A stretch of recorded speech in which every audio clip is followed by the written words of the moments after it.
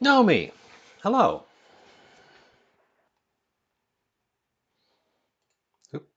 Oop, there we are. Hello. Here we are. I'm here. You're here. You beat me to it. I I got back about 10 minutes before start time from the farmers market. So I've been scrambling to do all the last minute things that usually get done in the lead up, um, like linking out my go live, washing up the last couple of dishes, hooking all the nonsense up. Yes, I was at the farmer's market this morning. Produce is coming in hot and fast. Fruits seem to be on the way out. I'm sure we'll have another surge of fruits at the end of the summer, but right now it's vegetable season.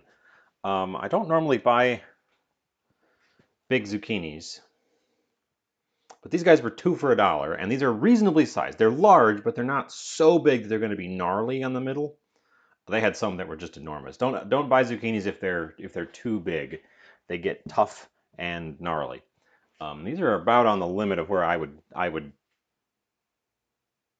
pick them. A lot of the ones that are coming in right now are the baby ones, which are sure yellow zucchini, green zucchini. Um, a lot of the ones coming in right now are the little baby ones, which are great, but they're charging a lot for them. And knowing how fast those things come in, I don't really want to buy those from the farmers market. I think they're overcharging a little bit. Um, we're gonna see what we can do with those guys. Here we have garlic scapes. I don't think they taste different. They may be a little bit milder. They don't have you know how zucchinis have kind of a slight ridges to them. The yellow ones don't tend to get those. Um, I've also heard these called summer squash because they come in the summer and it's squash because zucchinis are a squash. Um, they're like the funny shaped ones, except they're just zucchini shaped. Part two, garlic scapes. These are the top parts of garlics that uh, are bolting really fast, and they cut them so that the garlic bulbs don't get sucked out. As you can see, each one of these has a flower bud forming on the top. Um, because they don't want to cut the leaves off the garlic, they want to cut just the flowers. Because when one of your when you uh, whenever a vegetable that you're raising for a root or a stem or a leaf tries to flower, it sucks out the nutrients that it's been storing up and puts them into the flower. So if you see it doing that, you cut the flowers off to prevent that from happening. It's with herbs, it's with bulbs, it's all sorts of things. So that's what these are. It's the tops of garlics that are trying to flower, and the farmer wants them to be garlic bulbs, not garlic flowers. So cut these off, and you can eat them. They taste. Um, it's it's like the green onion of garlic. So it's a garlicky green onion. And the third thing, this one almost got away from me, and then I saw it the last minute. Purple kohlrabi. I've never seen purple kohlrabi before, but it makes sense because there's purple cabbage and purple broccoli and purple all the other things related to it. Um, so we're gonna do something with these. The leaves are real big, but they're good leaves. They're a lot like kale. They won't keep very well though. If I leave them attached to the bulb, I did this once where I bought them, stuck them in the fridge, left them attached to the bulbs, and the leaves stayed perfect and wonderful for weeks. But these bulbs shriveled up because the leaves were sucking out the stored up nutrients in the things, trying to keep themselves alive in the fridge. So if you want to store these, you got to cut the leaves off. But the leaves are fully edible, so we'll be probably using the leaves. One of these got a damaged spot on it, so I guess we're going to use that one first because it's probably going to store the worst. I'm glad you're learning something. I strive to be educational, not just entertaining. I strive to be entertaining as well. I've also got new glasses. I don't know if anyone can tell. Hey, look, new glasses. Bookwoman, welcome in. How was your farmer's market?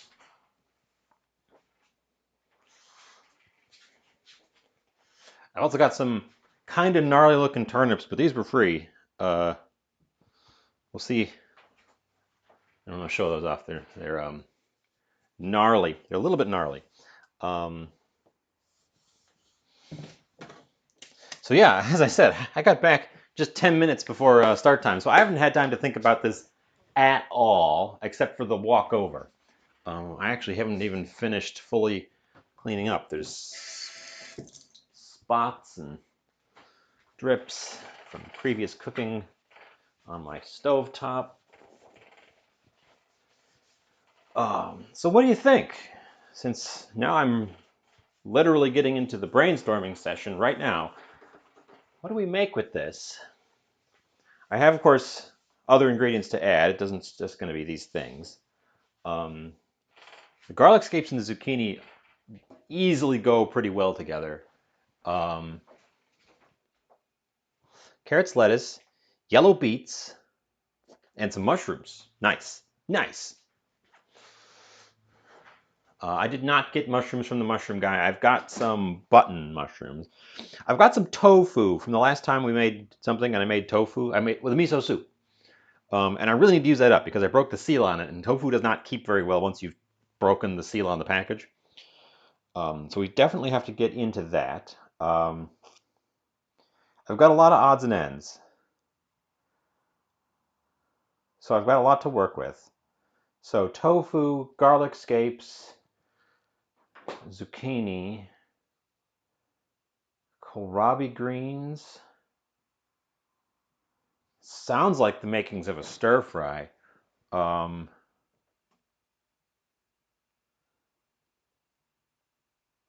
It sure does sound like the start of a stir fry if I just say those things in that order.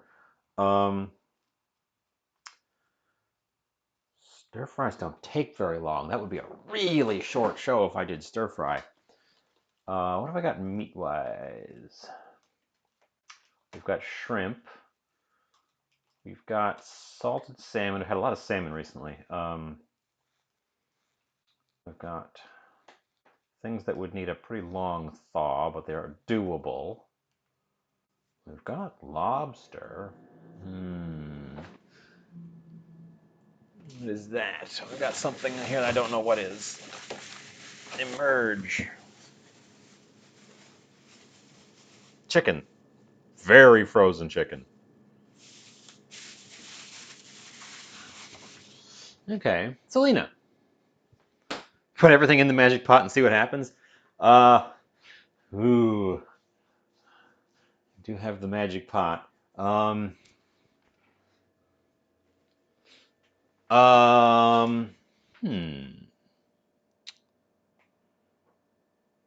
I've got stir fry in my head now, and also welcome in, Selena. Hi. How's it going? Good morning. Um,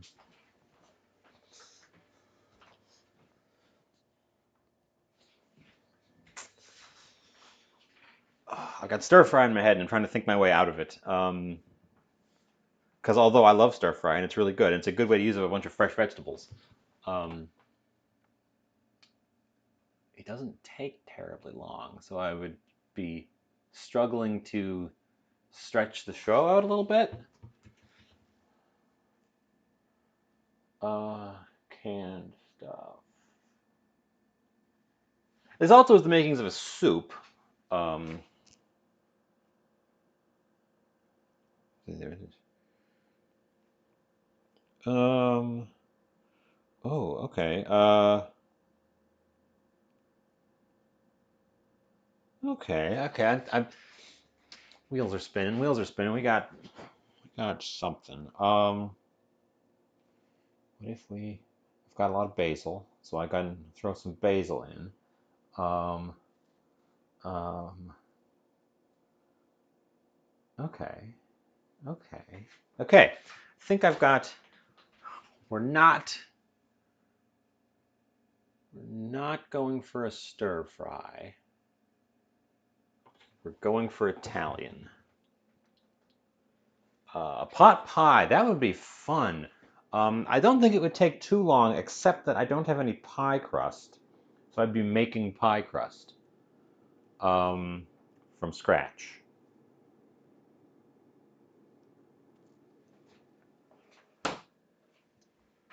But that would be good because I also got the turnips. We could throw the turnips in that. That would be a good thing for the.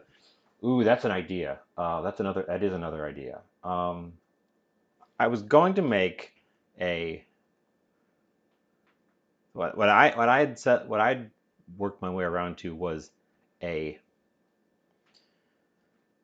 zucchini pesto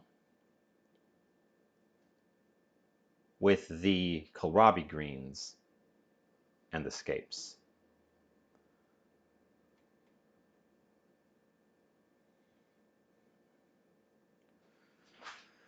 Oh, we could do that. How long does it make to make pot pie? Also, a pot pie has a baking time, so then I'm standing around waiting for it to bake, and I got to do something else in the meantime.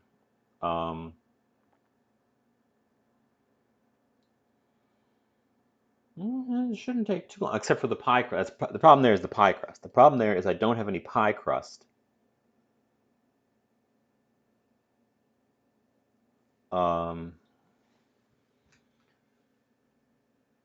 Got broth. I've got some canned vegetables that we could throw in. Ooh. Okay, we've got two competing ideas.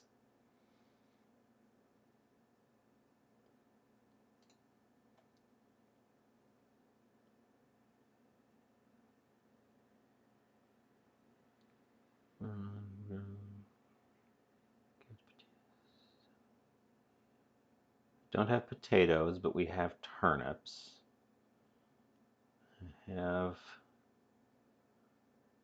Don't have cauliflower, but I have kohlrabi. It's just a mix of fun vegetables. Okay. Okay. Let's give it a go. I got to start doing something here.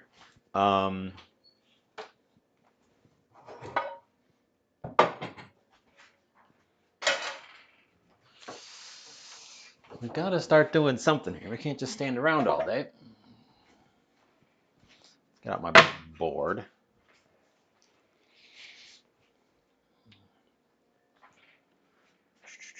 I'm doing. Okay, I might need advice through this one because I'm not sure what we're doing 100%. But hold off on that. But I think we're going to go with that idea. We're going to make a pie with what I've got, with just mixed vegetable pie. Let's get out a pie dish. Where are my pie dishes? There they are. Let's get out a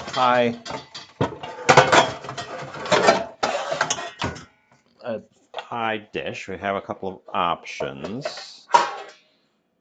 These are actually cake rounds, or an actual pie plate.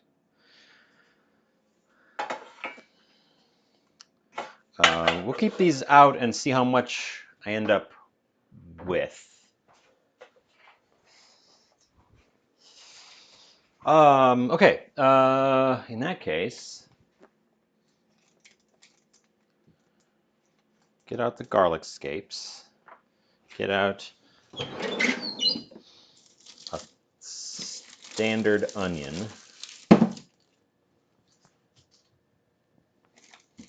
I guess we don't need fresh garlic because the garlic scapes are the garlic.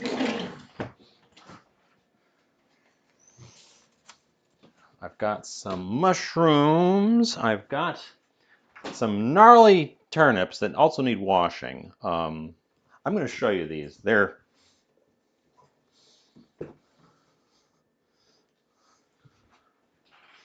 not the prettiest. In fact, they're quite gnarly looking, and a lot of them are pretty small too. So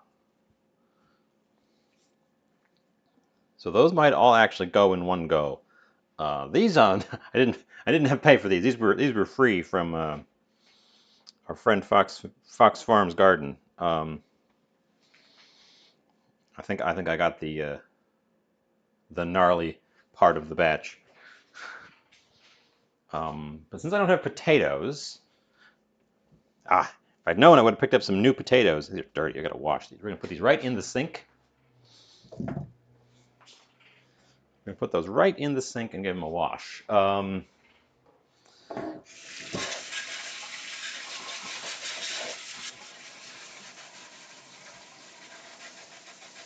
New potatoes are coming in at the farmer's market, so if I'd known, I would have grabbed some, but I didn't, so I didn't.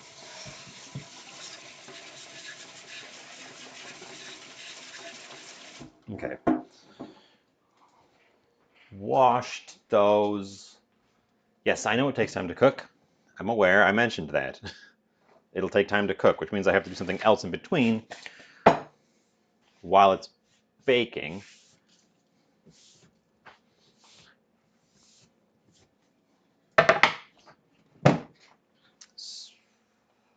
Which one of these was the damaged one?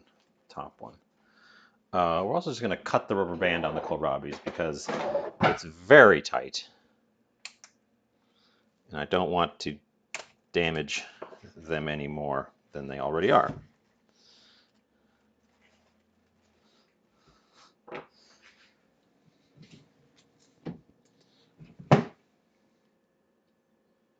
Yeah, I mentioned that.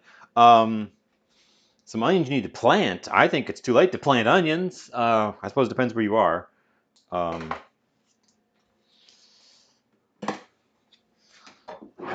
Get out a knife. Get out a steel. Let's do some fancy knife work. Right here, so you can see. I haven't showed off my knife technique in a while. If you're worried about stability, you can put your steel on a board or a towel, and then you draw the knife from the base, blade pointed down, like that, and you switch sides. And I do it up here in the air. Same motion, but just, so the blade is going away from me, like so.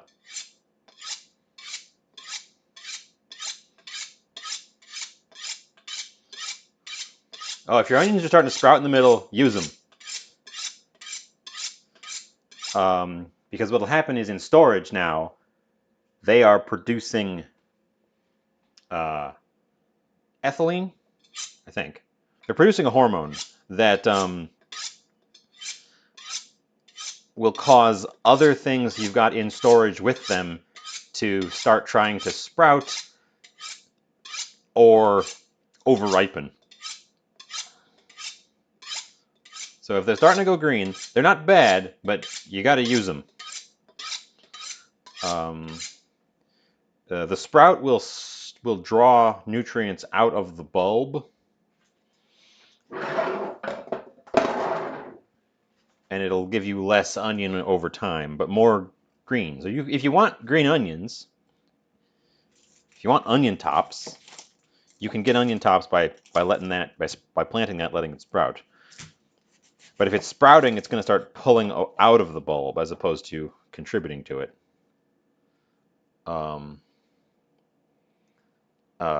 If they're not with anything, then no foul, except that the bulbs are going to start shrinking as they try to sprout.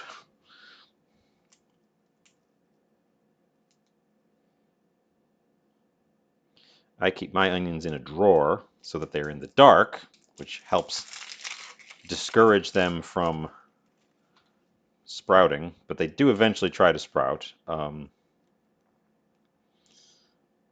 when they do, they have a bad habit of causing other onions around them, as well as the other root things living in that drawer, to also go sprouty. Let's get out scrap bowl. Fun fact, I just learned this. This is a fun fact that I just learned. I didn't know.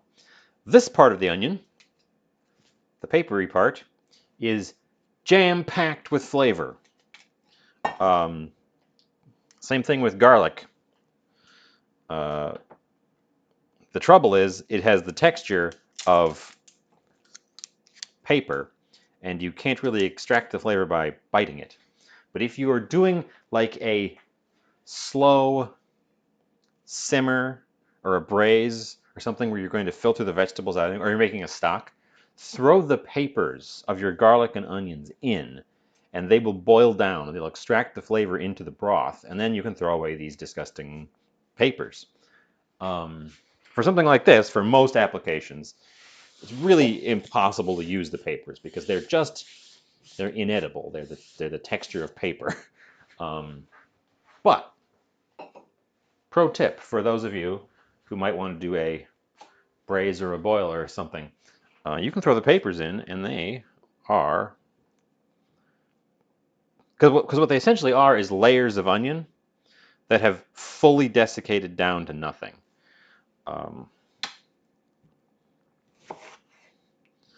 And in doing so, they've just concentrated the flavor part of the onion.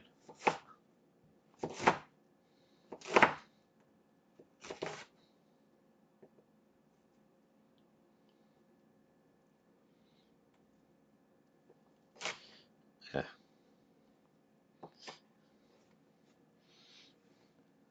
Onion. My kitchen's pretty small too. Bunch of my toys have ended up in other rooms. The magic pot, for example, is not in here. Nor is the food processor. They're living in another room. And I actually had to buy a shelf. And there's a shelf in the next room over that's storing all of my dry nuts and grains and stuff. Because there's no room in the kitchen for them. There was no room at the inn. We are going for a dice. Some parts of this onion are not cutting very well. I'm trying to delaminate instead of holding together. And I know, someone's going to say, oh, you should leave the root part together and it'll hold the layers together. Heck off, we've talked about that. I think that's too fiddly for what it's worth.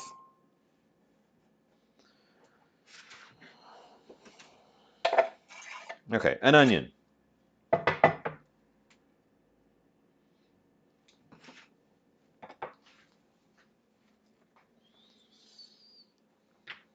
These guys, I don't know, we're just going to grab a handful of these guys.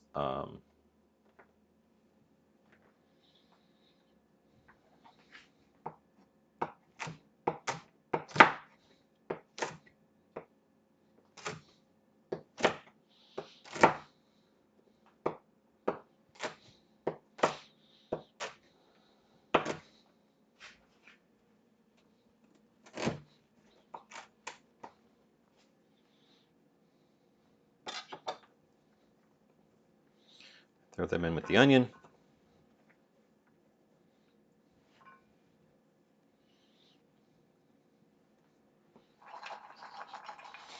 Pot pies are not my specialty.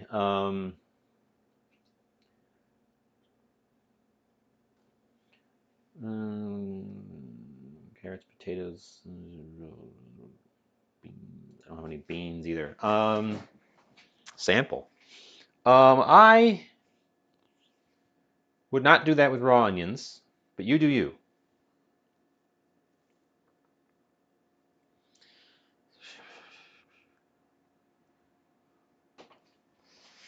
Oh, we have an ad. We have an ad coming up in just a moment.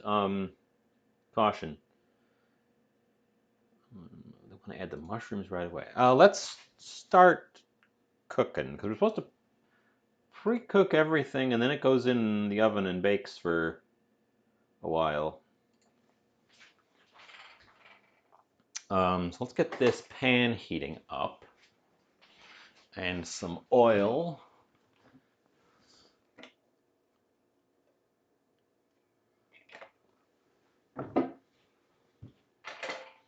Probably a tiny bit too much oil.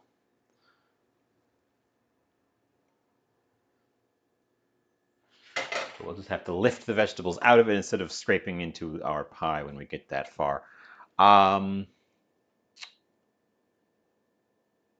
Yeah, okay, yeah. I'm reasonably happy with how things are progressing. We're going to throw our onions and garlic scapes in there with some salt to get them started.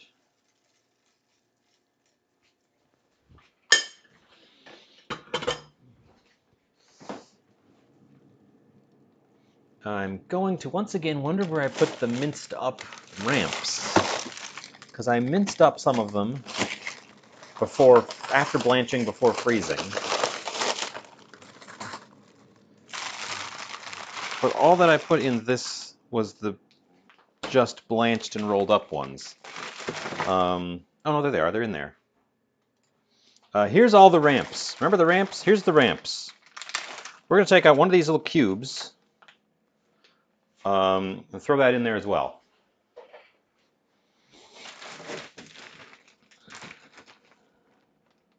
I guess I just threw them all in the same bag. That was foolish of me. I thought at the time that I was going out of my way. Oh, we have an ad, so people are missing the ramps. I'll wait a moment so Nomi can see the ramps.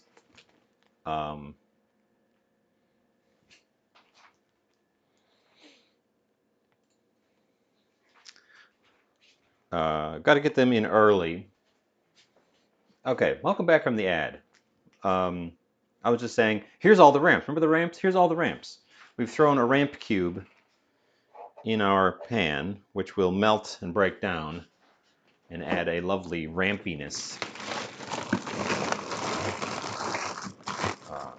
I've long since learned to be judicious with the ramps.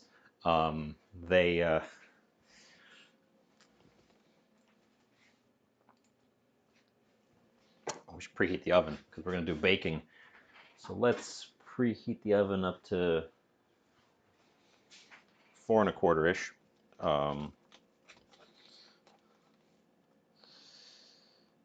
Let's get some Peter's mushrooms.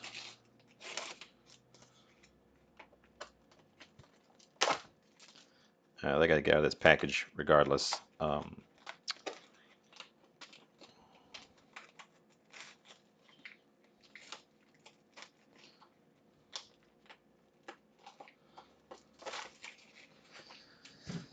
I'm not sure how many I want.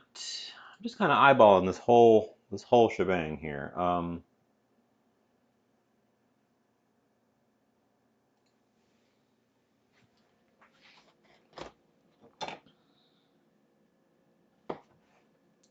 These are very clean mushrooms. Wow.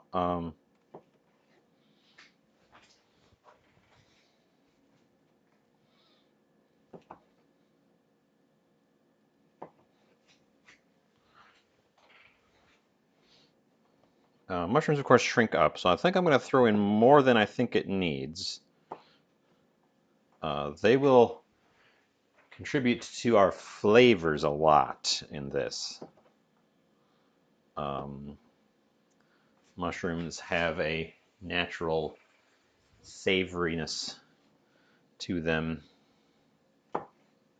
that a lot of at this stage, we're looking at probably, unless I throw butter in at the last moment, a vegan dish, just because I'm going with vegetable pie.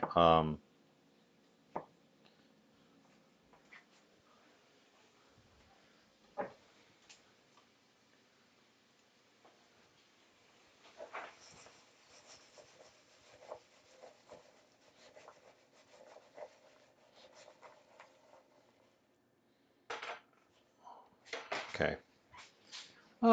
Just a pinch.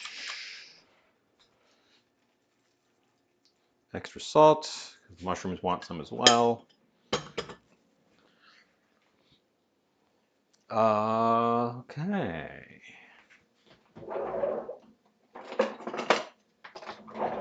Spear, you're first. Somehow.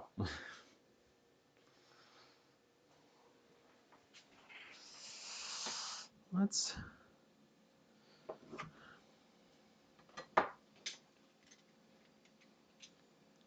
remind me. Yeah. No one ever checks for first. Let's remind myself what these things taste like.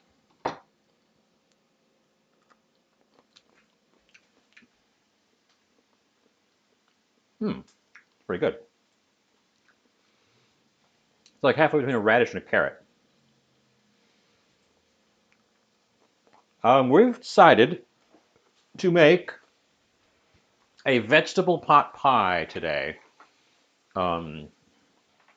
After I initially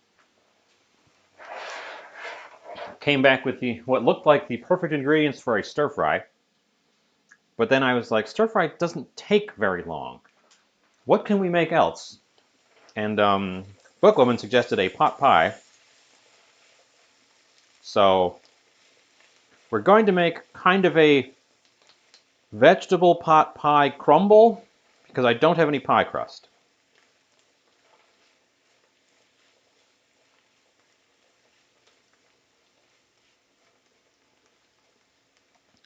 In the pan, what we have so far are onions from my storage, garlic scapes from the farmer's market, a little block of our minced up blanched ramps from the freezer, and some button mushrooms. And I was just retrieving the turnips.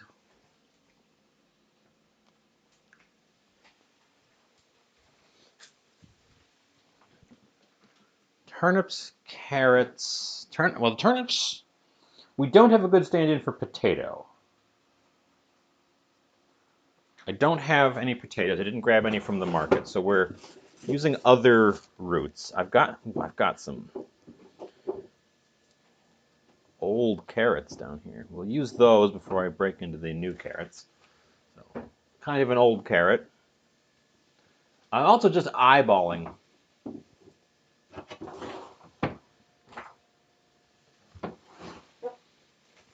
What are we making?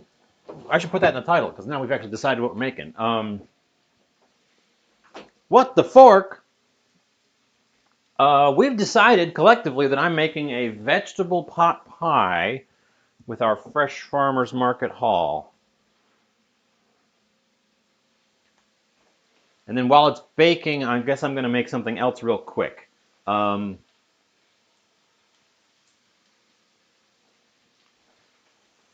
So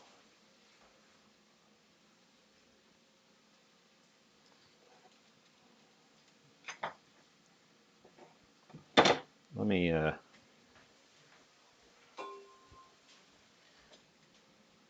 these turnips are a little radishy, which I think is normal for them when they're raw. We are going to take the skin off of this one because it's quite dirty.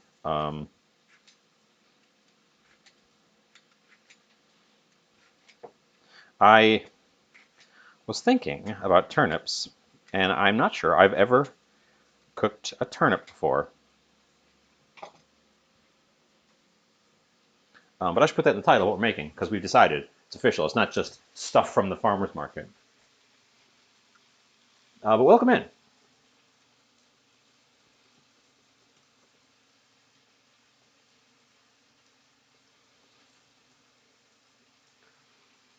There, updated that. Our mushrooms have shrunk down a little bit, so I think I'm going to throw a couple more in there.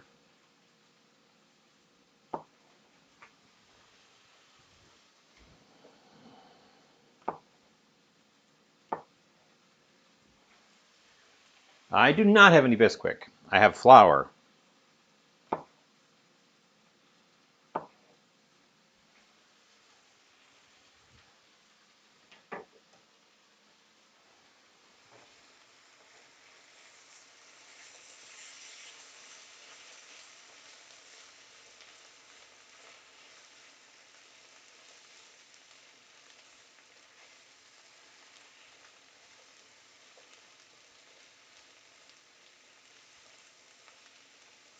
Okay, these will continue shrinking as I work, but let's keep the temperature down a little bit so we don't scorch anything while I'm not paying attention to it.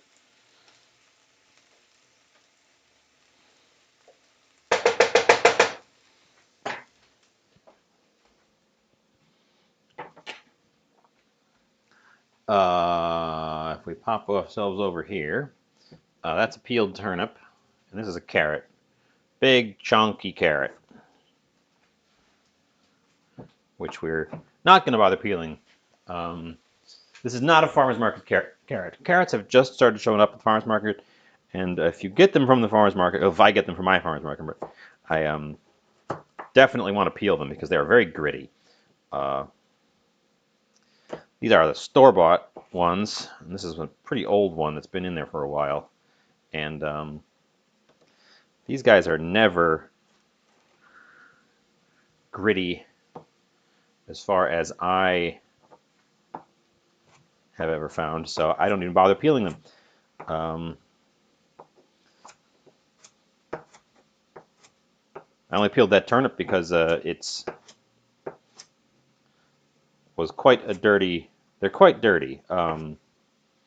We don't have a professional washing system. Okay, carrot going in.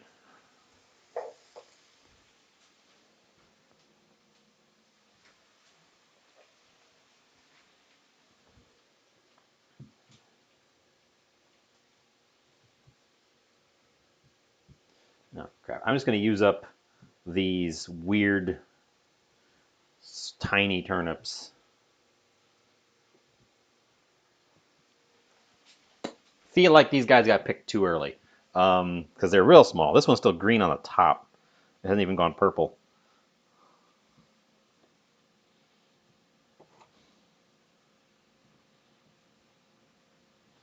At this point, it feels like I'm cutting up a radish.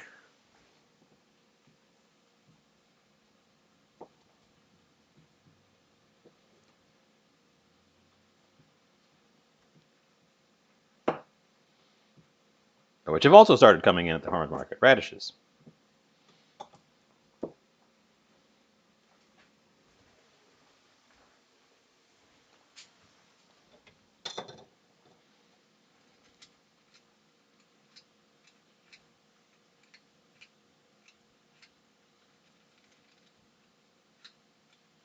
I've heard that somebody now on the internet, because it's always like, hey, did you know? And then they use a thing improperly.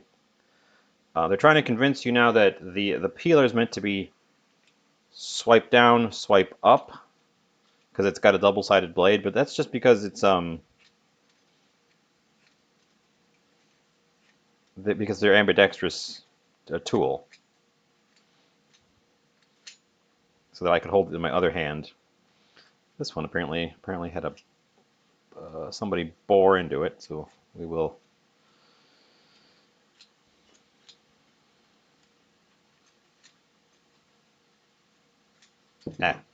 Things get slick. I don't know. I nick my fingers with the. It was a TikTok thing. Hey, did you know that these are meant to be both directional? And then somebody, and then the person in the video grabs a potato and goes, which I suppose if the thing is big enough, yeah, but I'm rarely peeling something that's big enough to warrant doing it that way.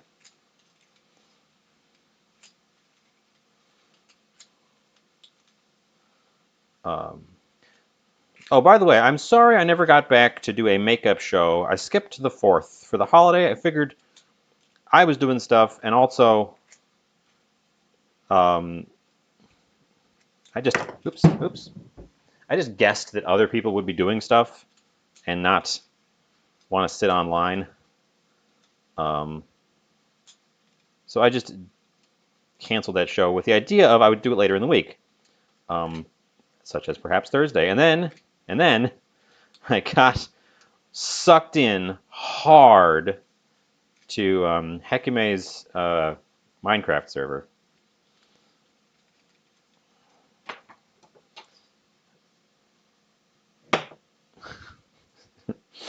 And since I had nothing on the schedule, I was like, I'll just keep playing Minecraft. I'll just keep playing Minecraft. It's fine. And that's why I didn't have a makeup show this week.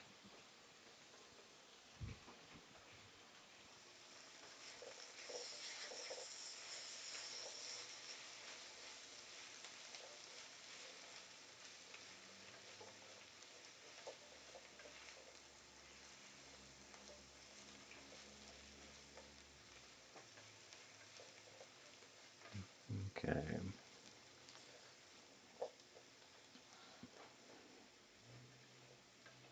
Now this is smelling good. We need to get some herbs and spices in there, and some turnips. The turnips have to go in there. We're gonna cut this guy clean down the middle and see how deep that borehole goes. Oh, it's just that deep. Okay, that's fine. We'll just cut away the little gnarly borehole bit, and then we have nice turnip.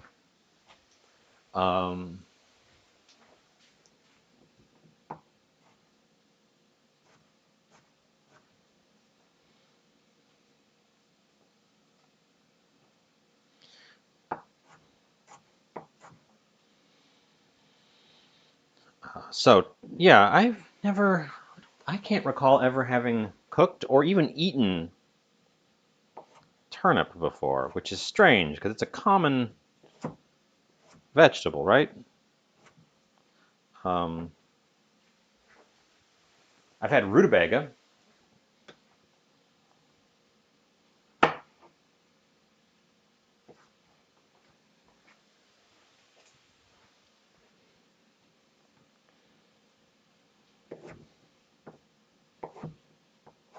Which is known as a swede in most of Europe. I'm not sure why. Perhaps the Swedes like them.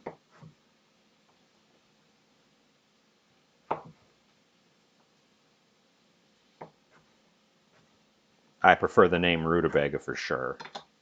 Rutabaga. Okay, we've got our carrots, our turnips. We're going to grab one of these kohlrabis. We're going to take all the leaves off, and we're going to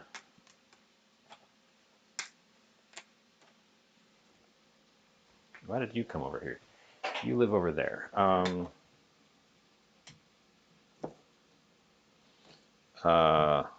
Don't discard the leaves. Kohlrabi leaves are great. This one got damaged, so this is the one we're going to use immediately. Stir this stuff in.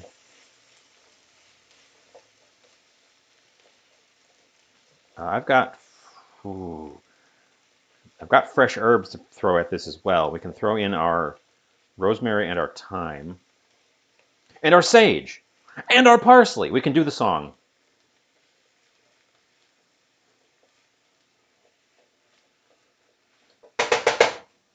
We can, in fact, do the song. So these things are a little... I've never seen a purple kohlrabi before. I was very intrigued. It's green on the underneath the skin, so I don't know that it's that magical.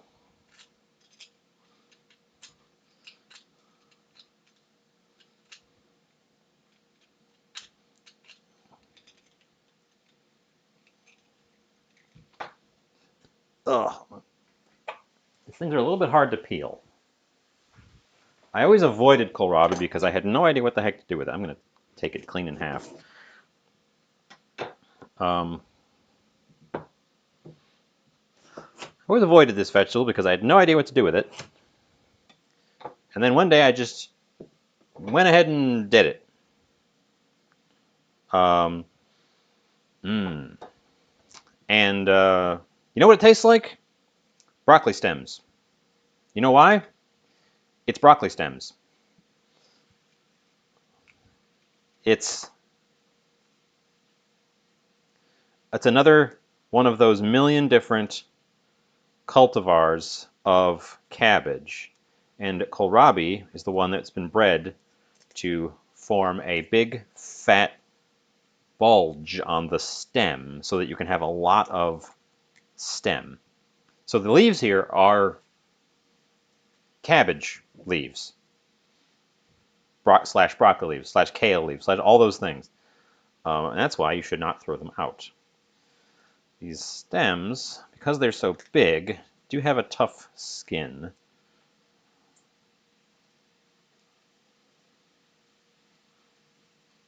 Which I'm peeling off now, which is where all the color was. So I guess getting the purple one didn't give us much anything special. Unfortunately, it was the same price, so it wasn't like I paid any extra.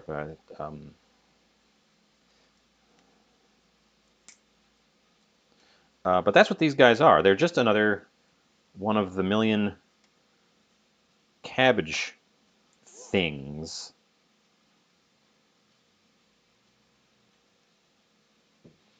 Apparently the skin just peels off. I know the skin is a bit fibrous, but we're cooking this long enough that it should probably be okay. We're going to take that gnarly end off there and there.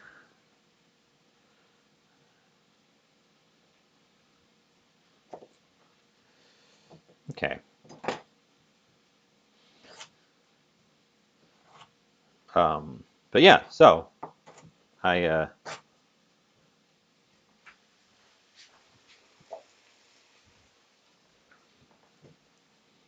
long story short, I never knew what to do with these things, and then I just was like, I'm going to just try it. I'm just going to buy one and gently saute it and just see what it does. And I was like, oh, that's just broccoli stems. I'll get those more often. Those are great.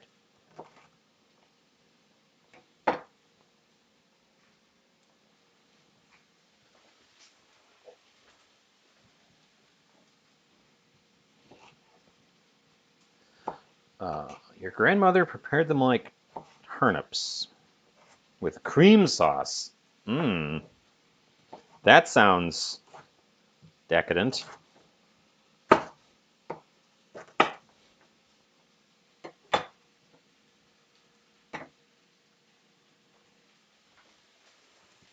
Okay. That's probably enough vegetable bits. Let's collect the skins. So a little disappointed that the purple is literally just skin deep on these guys. Brightly colored vegetables are very healthy. Zizan, welcome in. Thank you for the moisten.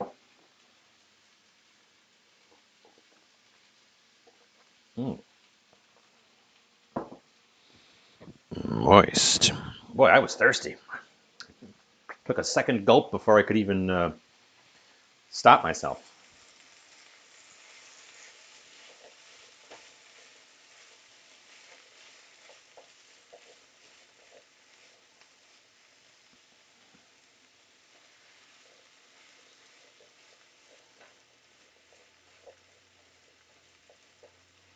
Okay, we will let our tough, rooty things soften up a little bit in the pan here before I add anything else.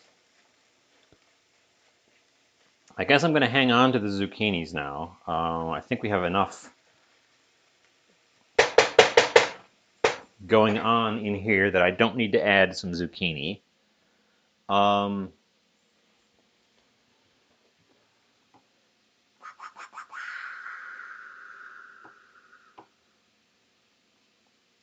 But we should get some herbs. My scissors, my little scissors. I'm going to go outside for a moment and cut some herbs. You all behave in the chat. Don't make me come back in here. Beautiful day, glorious day. What do we want? We want some sage.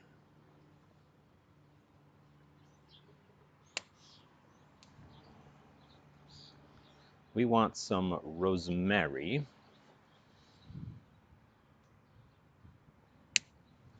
We want some thyme.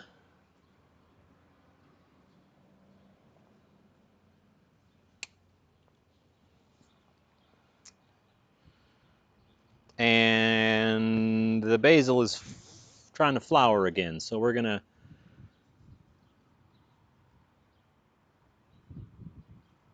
have some basil because I want to cut the flowery part away. Stop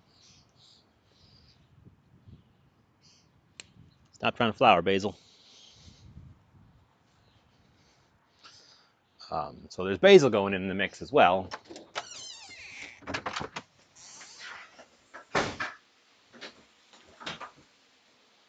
We're back. My red basil, thyme, rosemary, and sage. And the parsley, which I'm going to throw in just for the song, just because, is in the fridge and it's getting real wilty. So it should go in something like this where you're not going to see it anyways.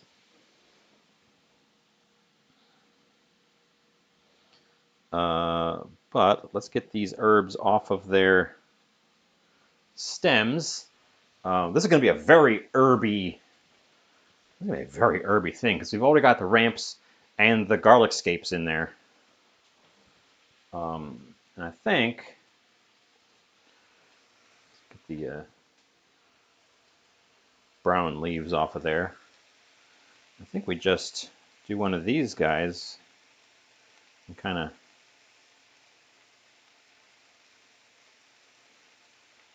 oh, you know what we're missing? You know what we're missing?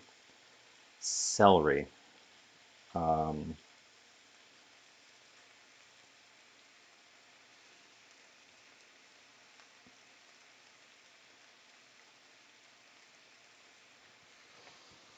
Okay. The rosemary and the thyme, we're just gonna strip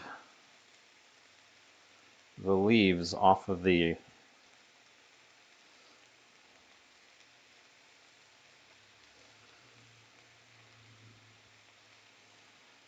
their stems right into the pot. The basil and the sage are going to have to get minced up because I want them to be in smaller pieces.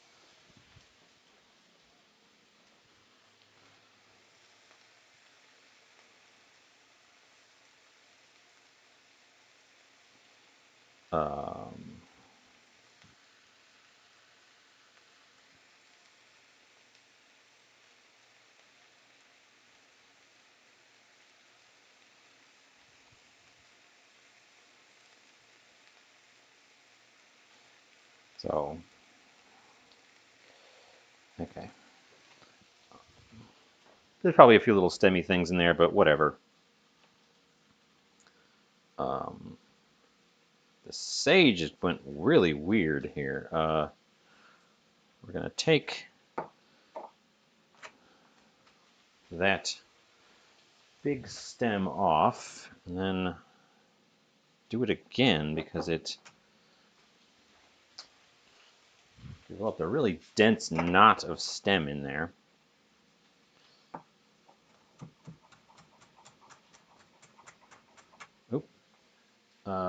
Let's come over here so you can see me chiffonading my sage.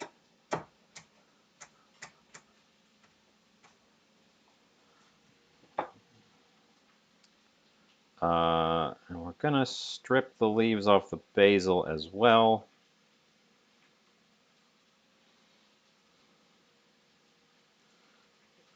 This is basil I started from seed this year. It's doing really well. It's actually kind of overcrowded at the moment in its container because I'm a container gardener, and I wasn't expecting them all to do so well. Now they're crowding up against each other. There's so many of them.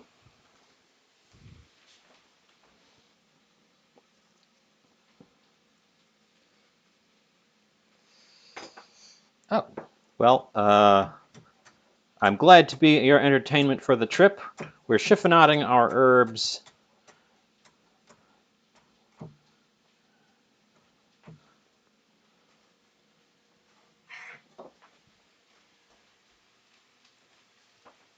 And adding them to our pot. Very, very herb, much herb.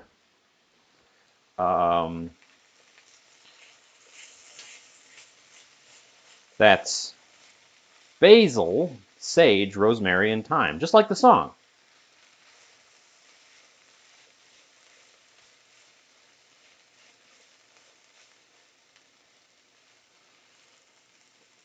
Oh yeah, and I was going to throw in some celery. We're not going to throw in too much celery because we've got a lot going on here already.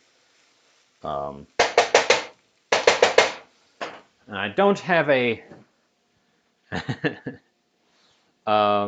you weren't entirely lurking because you chimed in with a thing. I saw that. You can't fool me. So we're going to throw in just... These are, I was going to say one rib of celery. These are small ribs, so 2 ribs of celery because they're small. Take the bottom bit off. Take the dried up bit off the top. Throw them in. Celery should have probably gone in when the carrots and turnips went in rather than now. In this case, celery is serving as both a herb and a vegetable. Okay, and now that should be all the flavors I could possibly ask for. Bookwoman, you said you had a recipe. You'd found a recipe for something like what I'm trying to attempt here. If you were following that recipe and you were at this stage of what I'm doing here, what would you next do? Because I know it needs some kind of a brothy thing.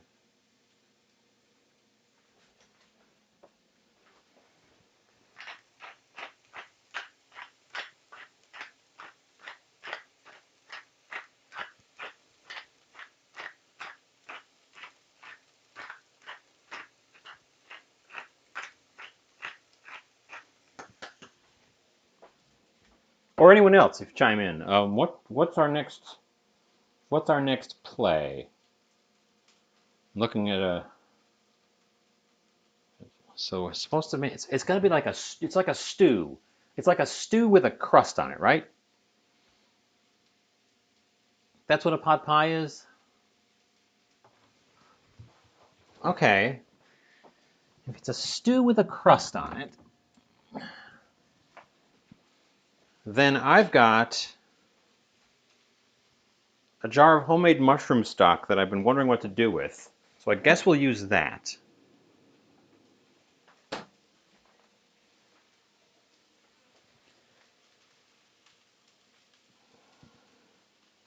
Cook in the broth for a little while we prepare the topping, which is definitely going to need a guide for because I don't even know what I'm doing with that.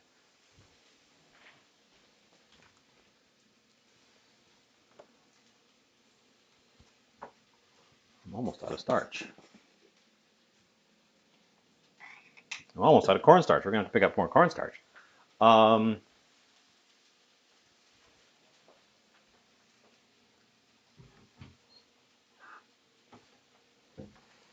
Let's get the mushroom stock. So here's my mushroom. Here, I'll hold it up for the I'll hold it up for the camera. We've shown this off before. I don't think I want that sediment. We want this part. Also,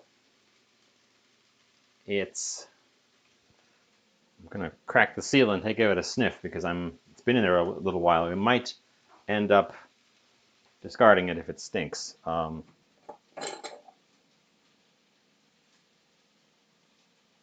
It smells okay.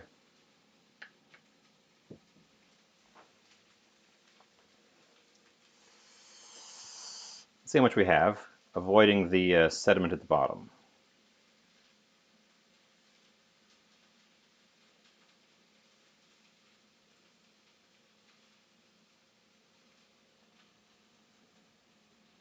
Because I don't trust the sediment at the bottom. I'm not sure what all that sediment is, but I don't want it. Stocks don't keep very long. This one's already probably been in there longer than it should have. We have a cup and a quarter. Is that enough? I also should taste this to just remind myself what the heck it tastes like, because it's been a while since I made this.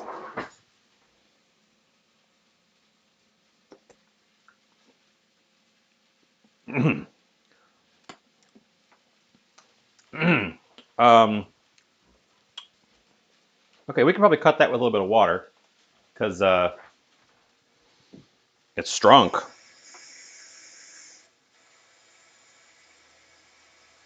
So we can probably afford to cut that with a bit of water. And I'm just gonna add our 2 cups of stonks. Yes, stonks.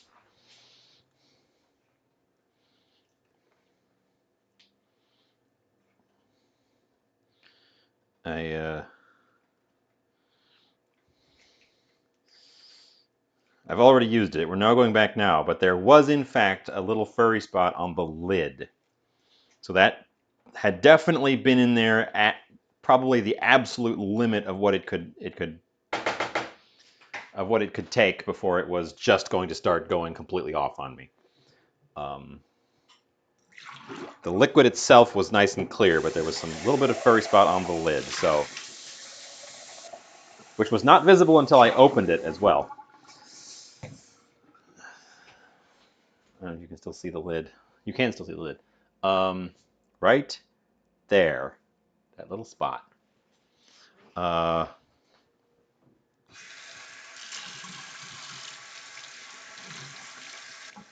So be cognizant if you store something like that. Yeah, yeah. So we were right at the limit of what that could handle.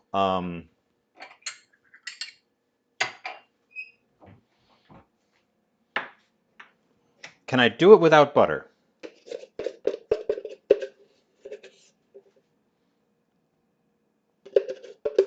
Is it possible?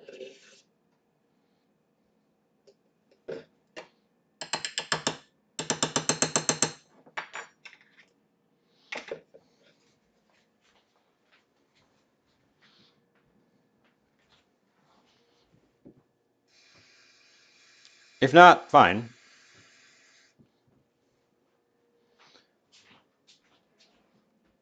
I do not have shortening. I do not have any other solid fats other than butter at the moment. And beef tallow. We could do it with beef tallow, but I think that's defeating the purpose of asking about the butter. I'm hydrating some cornstarch. We're going to throw some cornstarch in there to thicken it up to make it a nice thick gravy. Because I know you're supposed to do that.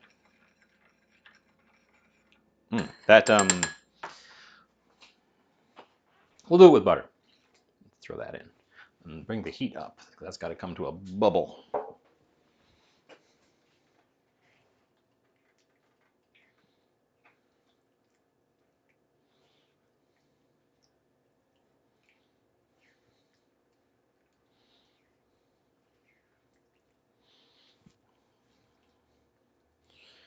Comparing this pan of vegetables and broth to my cake rounds, we might end up with 2 of these.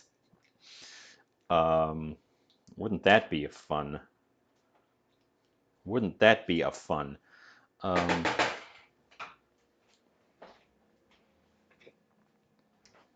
Tapped out of cornstarch. I do not have any potatoes. If I had potatoes, they'd be in there. We don't have any potatoes on hand at the moment, and I didn't grab any from the farmers market. Let's go with the butter version. We can go with the butter version. Since I don't seem to have a good substitute for it, I doubt you can just use like olive oil or anything like that.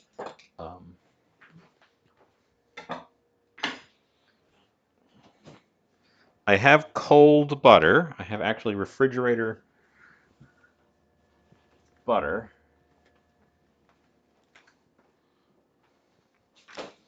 Because I had intended for a project with some butter. And then didn't get around to it. This is salted butter. So we're not adding any salt to it because it's already got salt in it. How much butter do I need?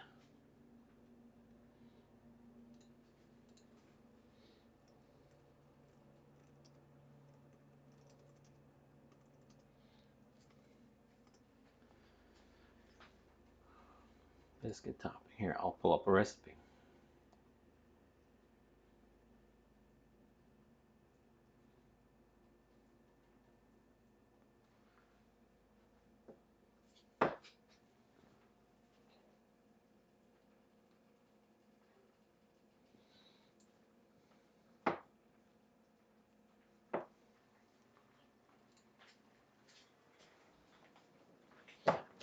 You all can live in the fridge until I absolutely need you, just because it is a little bit warm in here.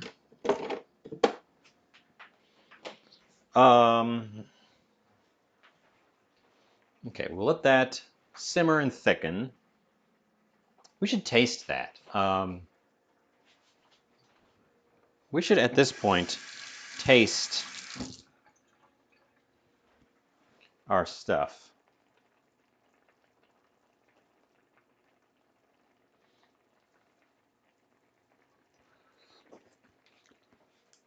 Ooh. Herby. I'm going to add something to it. I'm going to add everyone's favorite flavor. Seasoning. It improves the taste. I love the label on this thing. Seasoning. For taste. It tastes like seasoning. This is the silliest. It is the silliest labeling. And the thing is just called seasoning. It's such a weird thing. I did just recently see that the Browning has changed their label, and it doesn't just say Browning anymore. That was the most hilarious one. What does it taste like? It tastes like brown.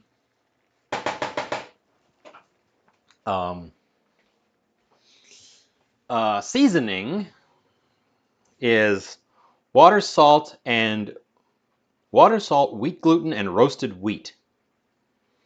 So it's essentially umami flavoring derived from wheat. Whereas browning, the first ingredient is caramel color. It's literally brown color, but when you concentrate it, you can taste it. It's not a because caramel color is a natural colorant derived from sugars. So it has a flavor. It's not just a chemical food dye. And what browning is it's just that stuff, super concentrated, and you put it in things for the flavor, but also it makes them extremely brown. It's essentially the flavor of burnt sugar. And the bottle used to just say, I don't have one right now. The bottle used to just say Browning on it. It was just, brown.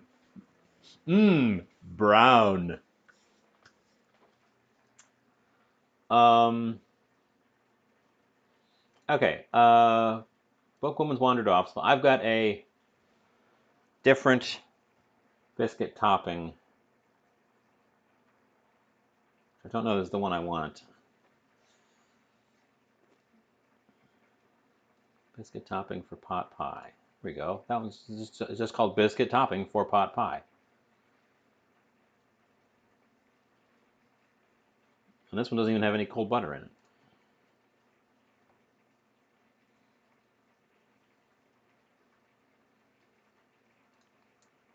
Fortunately, we have some time to kill while the thing simmers.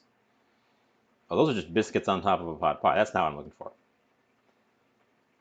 I'm looking for like a crumble. I was thinking like a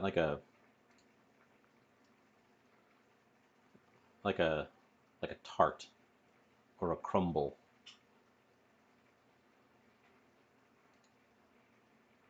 But I suppose the sugar is what keeps that stuff together. I know most crumbles are sweet.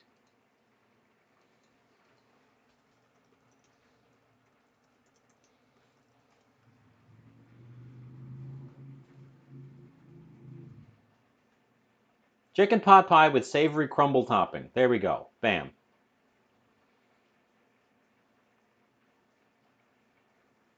Crumble topping. Flour, baking powder, salt, pepper, chilled butter, cheese.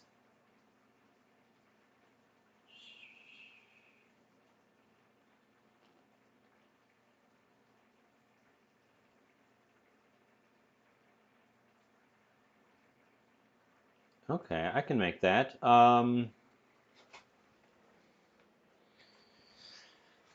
I can do that. We're going to skip the salt because there's salt in there.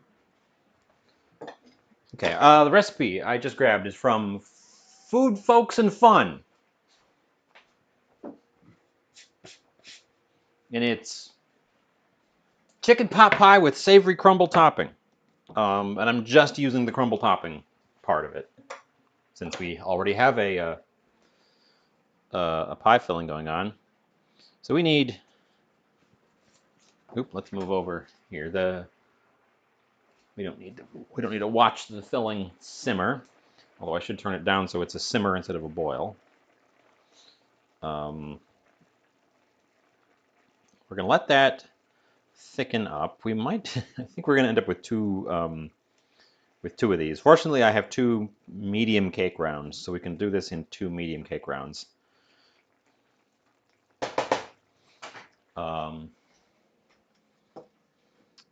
So we need this much butter.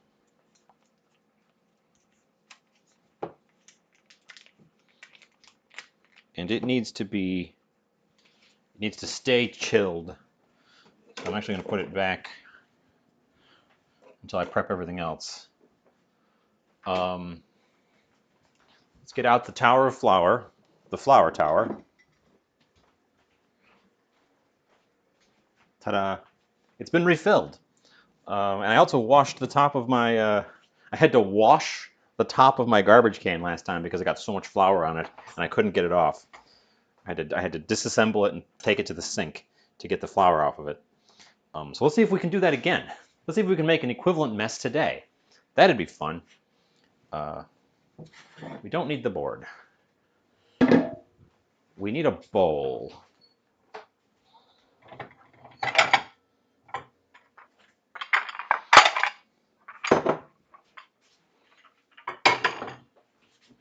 We need a larger bowl. I'm looking at that and thinking the flour is going to fly out of that bowl. So let's get out my large casserole to use as a bowl.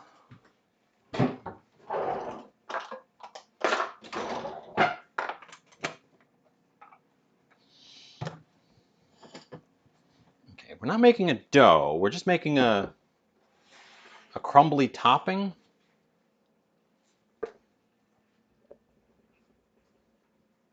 So this should be one of my easier things, and it shouldn't require super careful measurement. So I'm just going with 2 cups.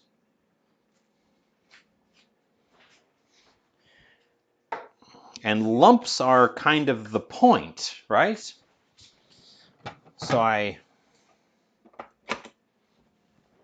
shouldn't need this. In theory, this should be very easy. I've just never done this. 2 cups of flour, 2 teaspoons of baking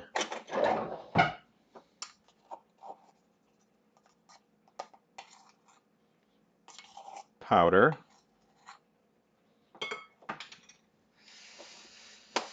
I'm not adding the salt because we're using salted butter.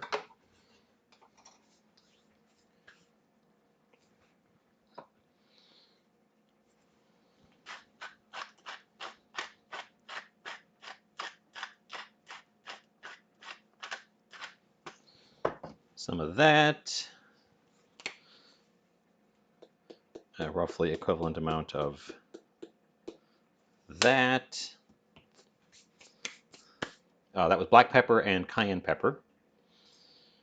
Parmesan cheese finely grated.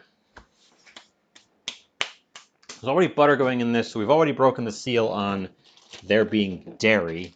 So we will go with the cheese.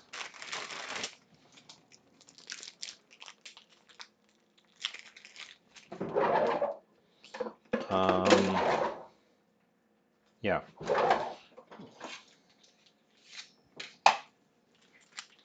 Which I think will also help with the binding when we get to the, because the crumble are typically sweet, and the sugar helps the topping not just turn to mush with the wet fillings underneath it.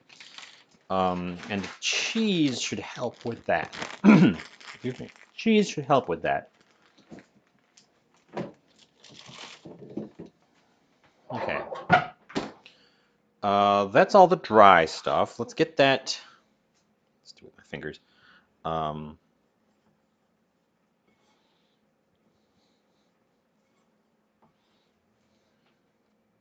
I did not look at procedures here. Where's my mouse?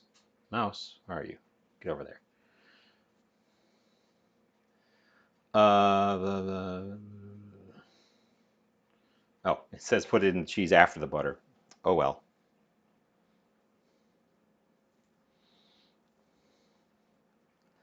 I'm sure that doesn't really matter. Using fingers, rub the butter into the flour until it resembles a coarse cornmeal. But the butter is supposed to be cut into little cubes, so we're going to quickly do that before it has a chance to melt.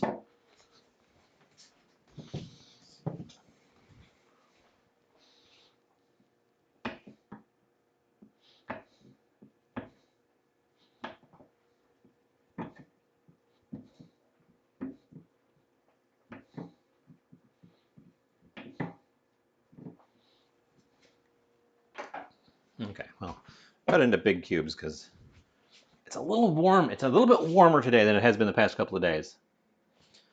Yeah, I've never made a savory crumble before either. So this is going to be a learning experience for the both of us.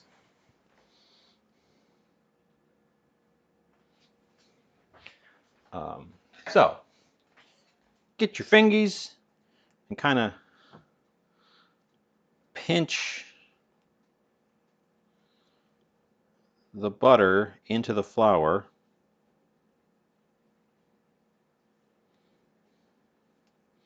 Repeatedly to get all these little bits broken up and covered in flour.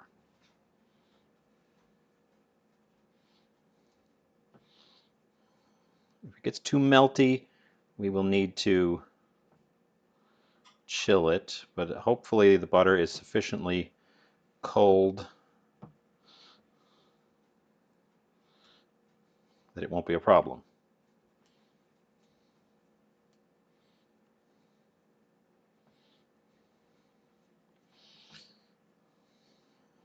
This is definitely a workout for the fingers because the butter is very firm.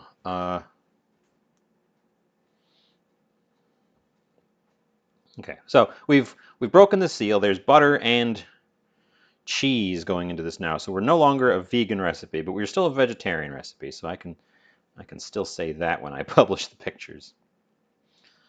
Oh yeah, if I ever forget to post a picture of something, because Twitter is dying and I don't interact with it very much. Um,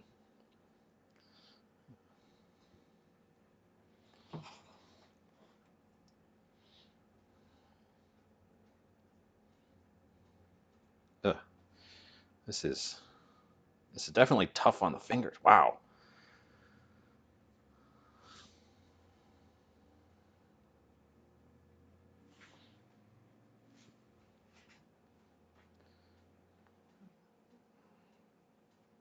I almost want to. I almost think it would be better to do this with the food processor.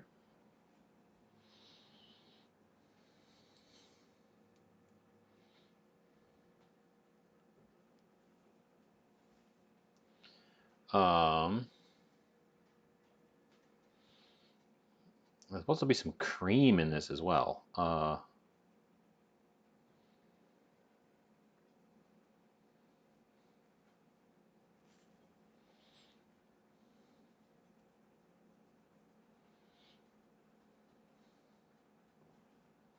Okay, definitely a work.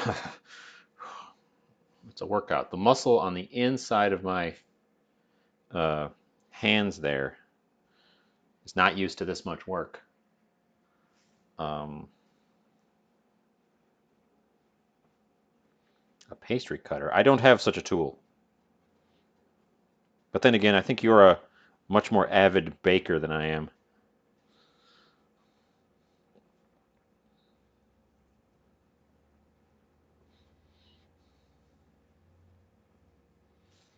Okay, I don't feel any more butter lumps.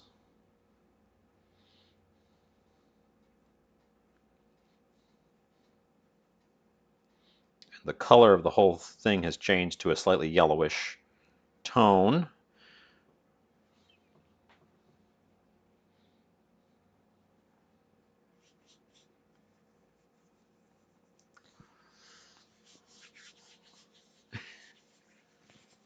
Well, it's too late now. It's already done.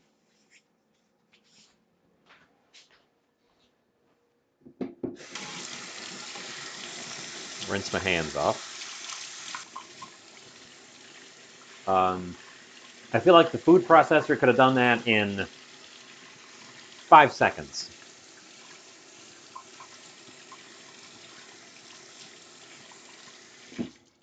Gotten us a nice, gently pebbly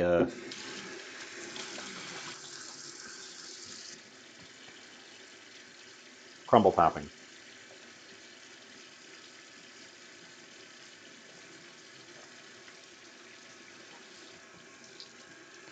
Well, it's a good thing I bought some cream, because I didn't have any otherwise. I often keep cream on hand, but not always. And I recently ran out, and then there was one on sale. And I love buying cream on sale because I love buying cream on sale because cream keeps way longer than the label says. It has similar labeling to milk, but it keeps so much longer. So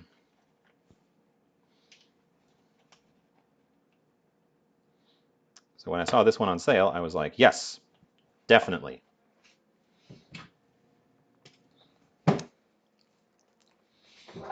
I'm supposed to add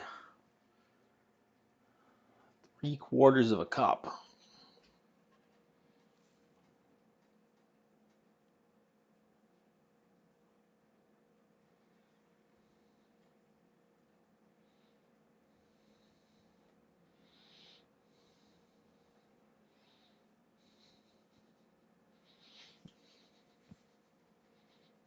I assume to make it lumpify, you want the liquid in there.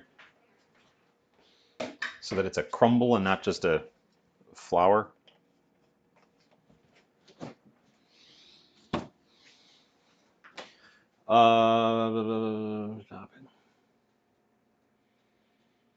Add cream and stir until just combined. Crumble into irregular shaped pieces.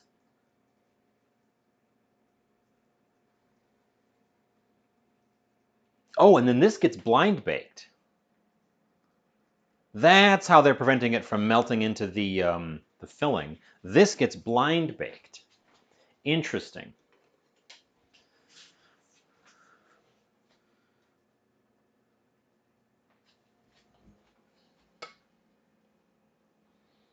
Weird and interesting.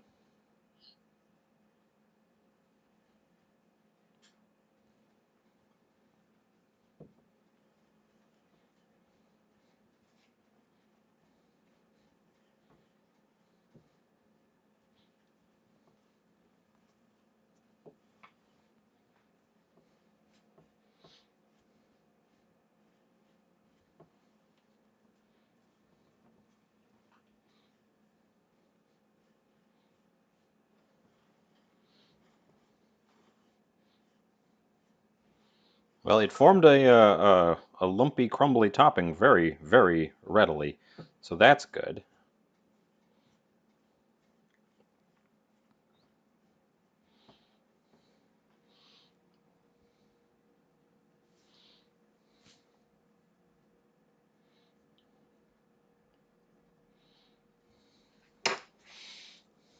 Next time. You know I always say I'm going to come back and do a thing again, and then I never do. Oh, this is fun. This is like a really dry Play-Doh.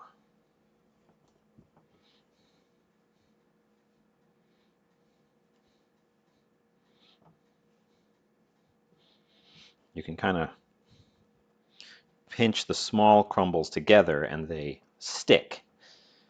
So you can force this into larger pieces.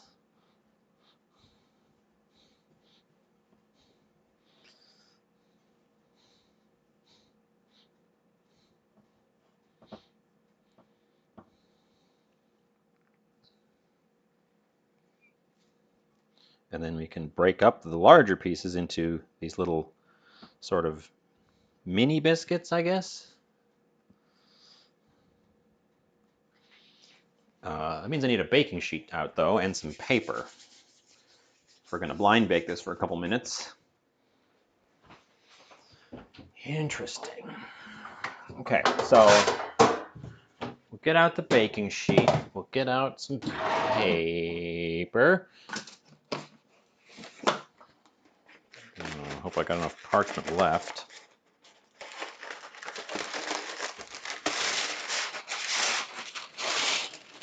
Yes, I have enough parchment left.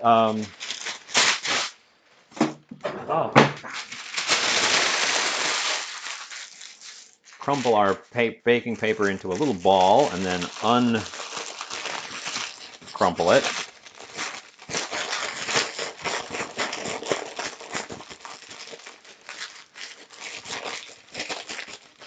Because crumbling it and then uncrumpling it stops it from rolling back up on itself.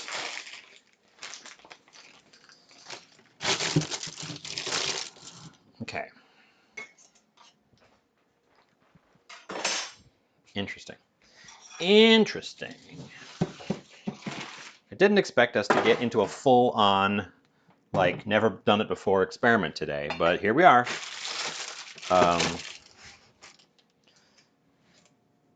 So, baking paper, and then we're just supposed to take this and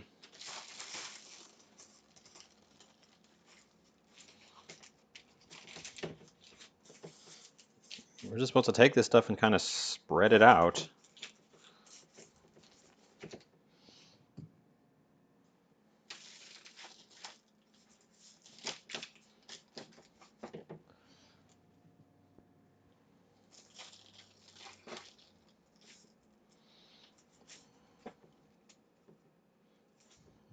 Break up any especially large chunks and hope that the small bits don't get too overdone.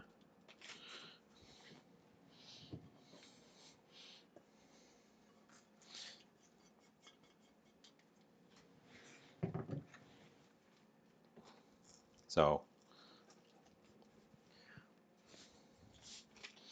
this is entirely new to me. I have no idea what I'm doing. I have no idea if this is good or not.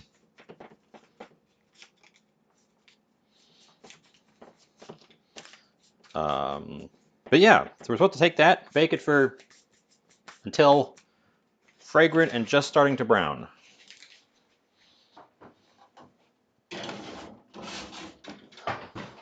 If only I'd known, I could have gotten that started earlier.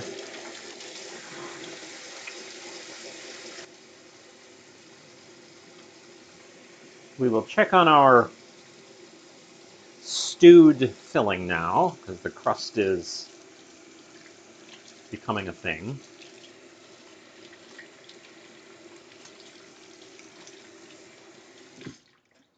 Wash my hands real quick. I moved my dish towel again, and I can't remember where I put it.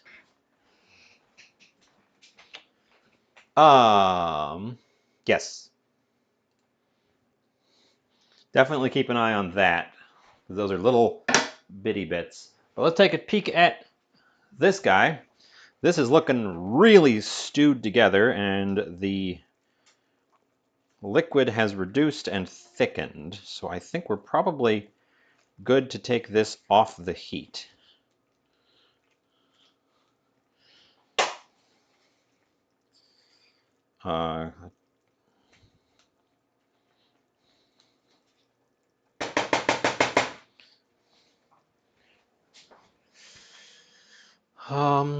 Yeah, okay. Gosh, what time do we? I haven't been watching the stream timer at all. Oh, we have an ad right now.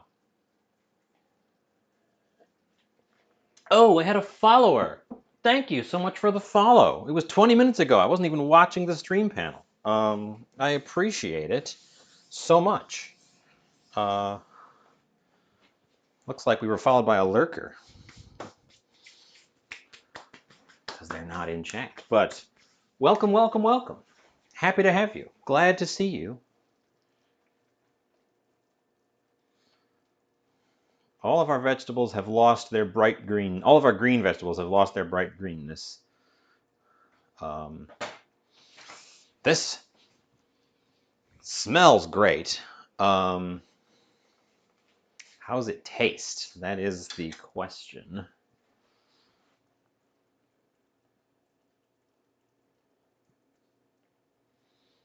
Get a piece.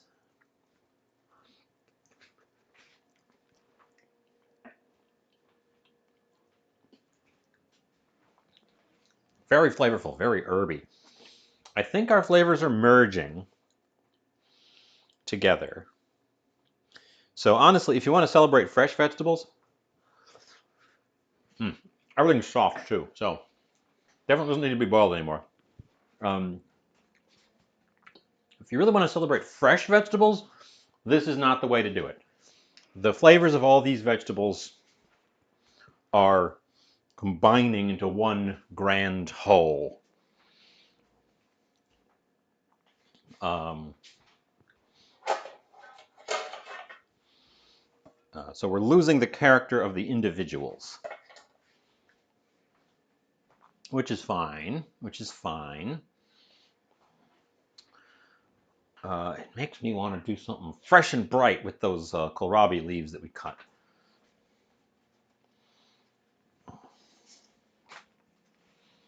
These kohlrabi leaves right here that we cut off of the kohlrabi that we used, because these are now not going to keep at all. Now that they've been separated from their parent, they will survive maybe a day or two, and that's it.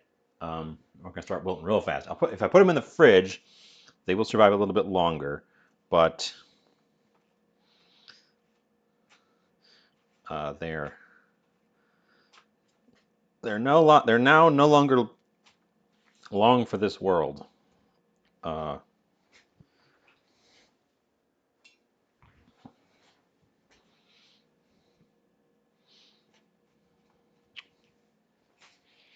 Okay. I don't want to start another project because I want to keep an eye on the bake crumbles. So I guess I will move on to general sort of tidying up while we wait. We can throw the extra mushrooms in a bag. These are very clean mushrooms. I was amazed. Usually those store-bought mushrooms are not so clean. But those were very clean store-bought mushrooms. Oh, that's recyclable. That's a plastic. I still recycle my plastics, despite knowing the truth about recycled plastics.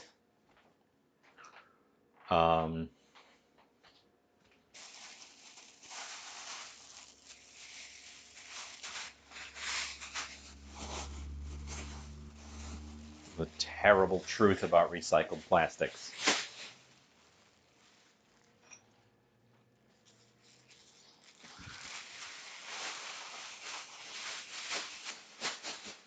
Okay. We will wrap our kohlrabi in a plastic bag to prevent drying out because it is too big for my crisper drawer.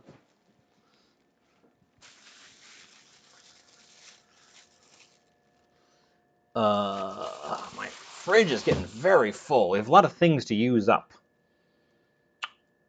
Ooh, I know what we'll check on.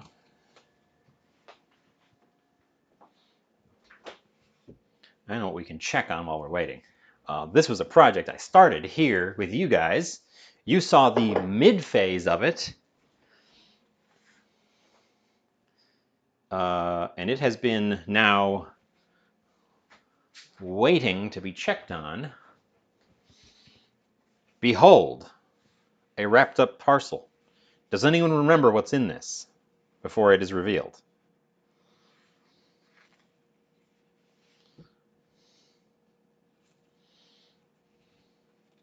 Good guess, reasonable guess.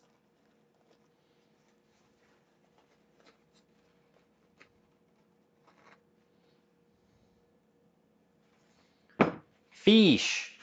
Did you hear that? It's hard. The paper stuck to it a little bit. Also, it's expressing salt on the surface, which is a good sign that it is dried to the middle. We're going to do something with that. This is not the same. The crumble is not browned yet. And it's also not fragrant, which is the other thing it says. See if I can't get those little scraps of paper off of there. You're supposed to just air dry this, but I didn't have a place to air dry it in a cool environment. So I put it in my fridge and I wrapped it in some paper to prevent it from bumping into everything. But this is our, supposedly, and I think I may have over-salted it.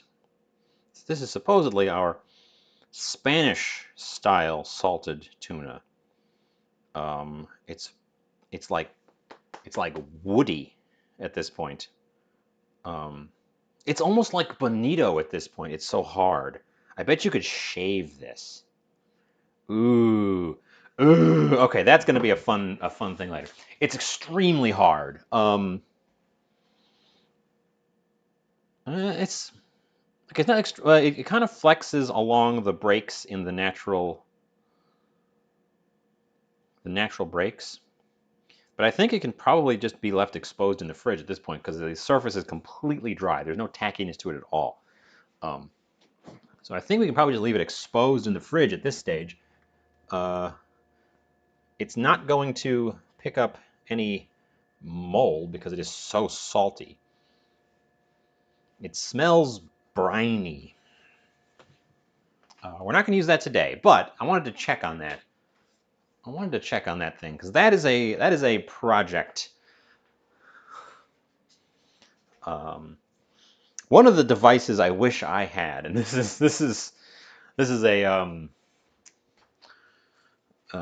is like future success goals. I wish I had a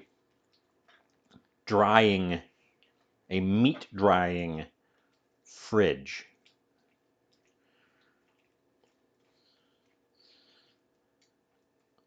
So essentially a refrigerator.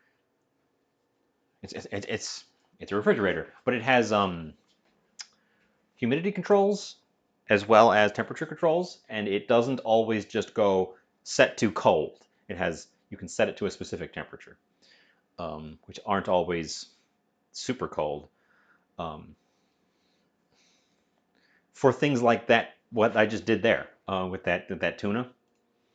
Because that would have been the perfect thing to put in there and have it just slowly. I'm excited for the future when we get to play with that thing down the line. I got to think what to do with it. I really think it might be hard enough to grate like bonito, and it's not the right kind of tuna or the right part of the tuna for bonito, for real bonito. I also salted it with a Spanish method, not a Japanese method, so it's not going to taste just like bonito, but it might be close enough that we can do some fun things with it. I always keep my eye out for discount. Since our big success with the salmon, I keep my eye out for discount fish. That's being like last day sailed, because you can, if you, because you don't have to eat it on that last day. You just have to make sure that it's somehow prepared, and salting it keeps it. I can smell the biscuits. They're not, oh, very steamy in there. They're not browning yet, but I can smell them. They smell like biscuits. I'm going to take this opportunity to clean my camera station because I used it as a table and forgot about that.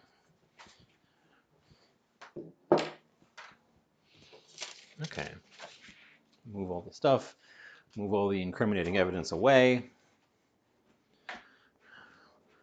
Move all the personal information away. Okay.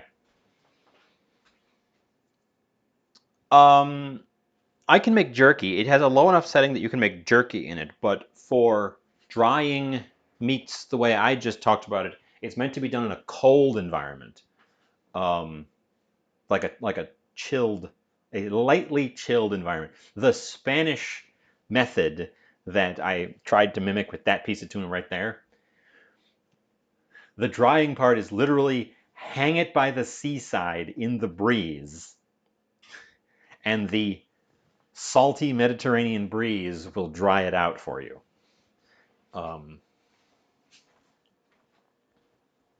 I don't think I can use my magic pot and just turn the fan mode on.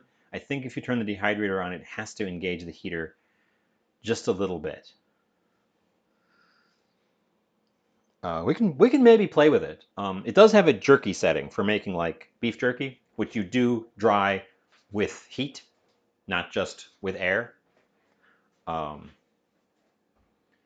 we can try that. I have not broken out the dehydrator functions on it yet. We can play with that down the line. I've actually only used the thing once off camera thus far. It's been a primarily with you guys experimenting thing.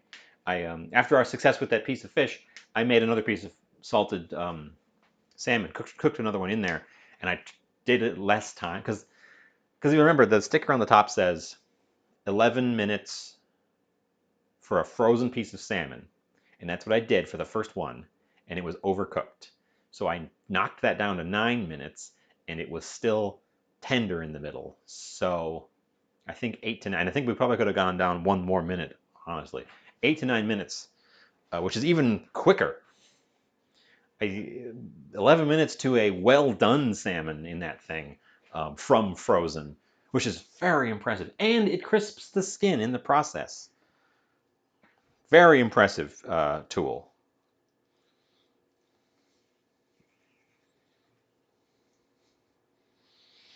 My biscuit topping sure smells like biscuits now. How long has that been in there? It's supposed to only be in there for like 10 minutes. I've just been rambling, assuming that it would be noticeable on the color.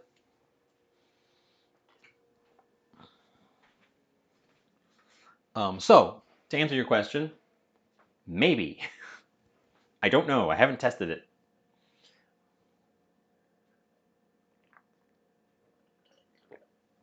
Oh, man. Yeah, but they were supposed to start just barely beginning to brown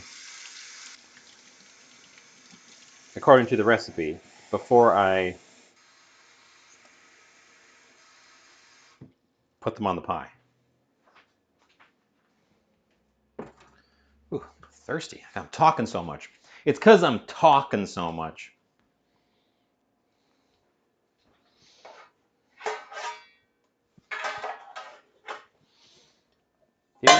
Do you think we can get away with that as my pie plate? How deep is it? I think we can probably get away with one big pie out of this.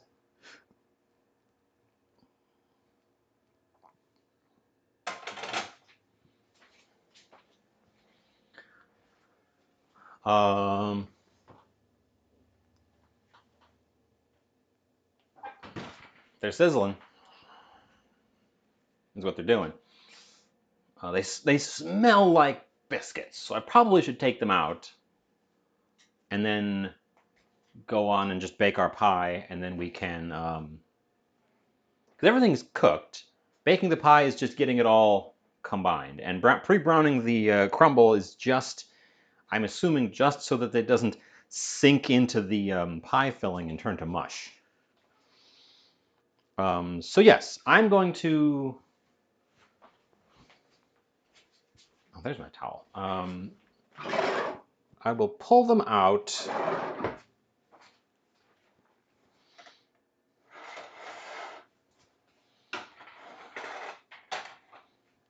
Move that because this is a double wide. Oh, they're getting a little bit brown edges. That's fine. Okay, perfect. They're getting little brown edges on them, so that's perfect.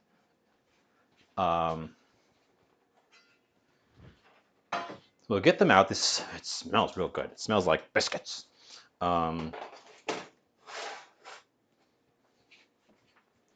do this assembly right over here. I think we can get it all in the larger pie pan here. Otherwise, I've got two small cake rounds, and if this was too much, I was going to try splitting them across there. But I think we can get it all in this one large pie, or this large cake pie thing. Oh, actually, we might have not enough. No, that'll be fine.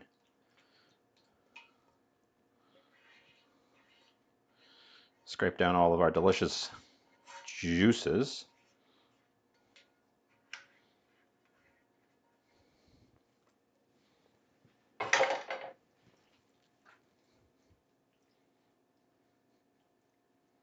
Yeah, in fact, we had plenty of room to get it all into one large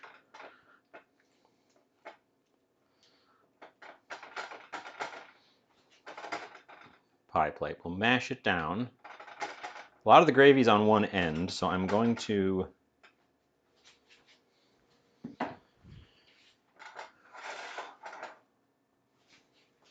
rotate and kind of try to push the gravy.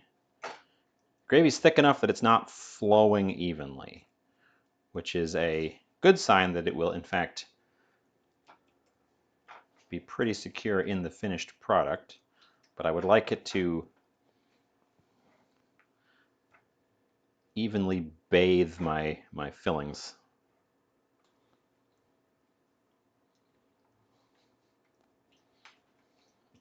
Okay.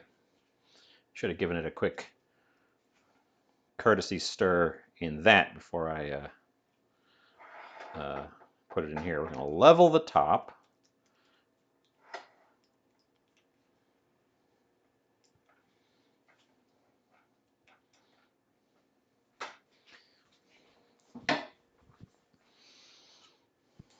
We're we're going to get a spoon and we're going to spoon our crumbles on the top because I don't want to touch that with my hands because it just came out of the oven. But we're going to spoon our crumbles over the top.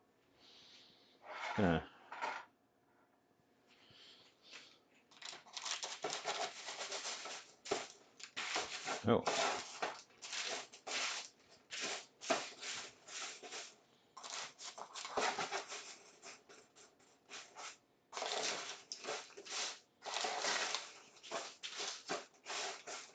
We might be able to do this with our fingers.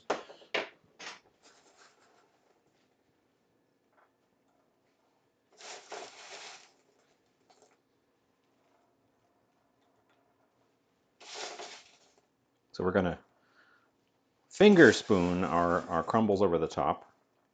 They're definitely hot.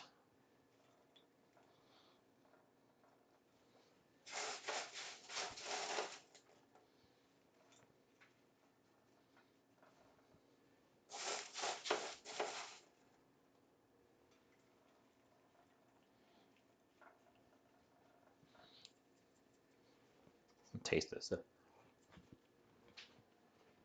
I got a little bit of crunch to them.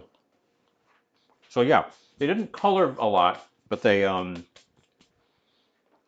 definitely cook. They taste like biscuits.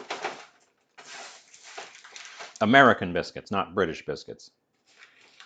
I kind of want to crush some of them and get a little bit of a finer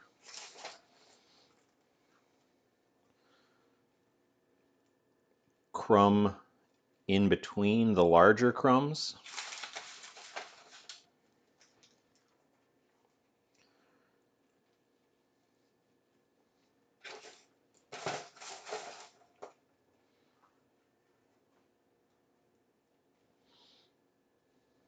Which I should have done first, I think.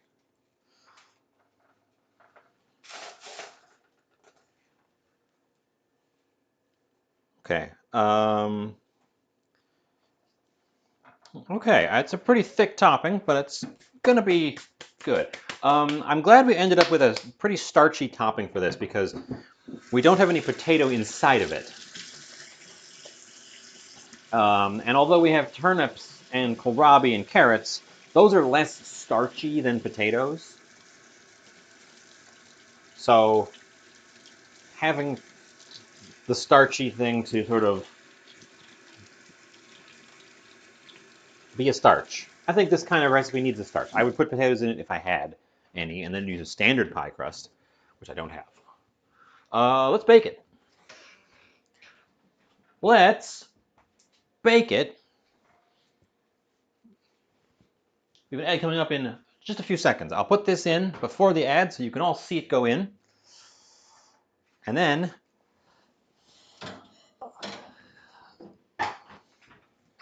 that's going to be in there for, I don't know, a bit, some time.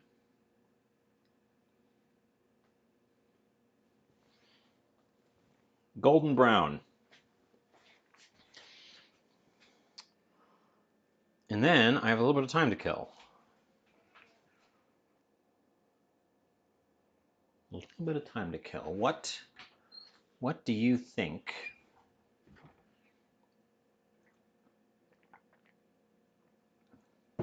Oh, thirsty. Thirsty day.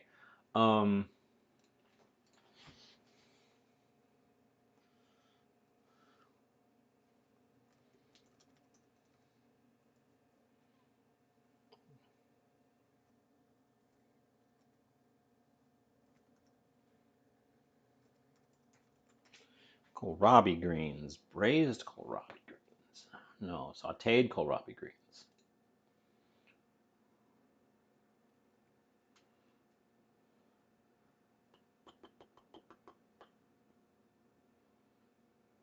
A bitter green, like kale.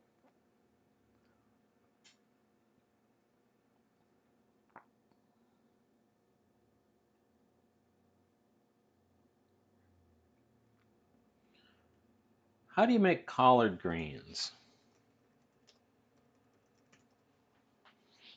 I don't know what I'm going to do with leftover crumble. There's definitely more there than I needed. it could have stood more of both the peppers. It has no pepperiness to it at all.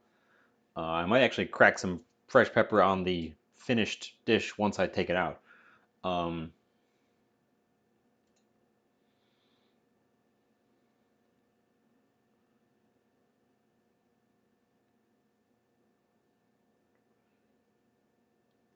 Shredded greens stewed. I'm making a cooked salad. You still hot?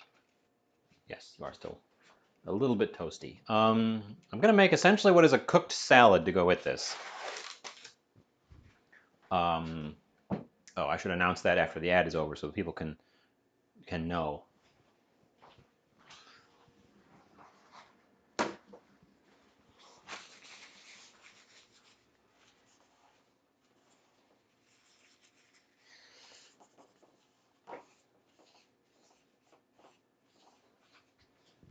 Let's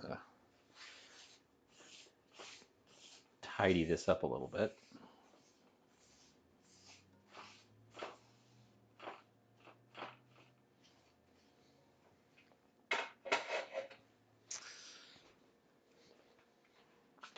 How do you feel about meat in your salad?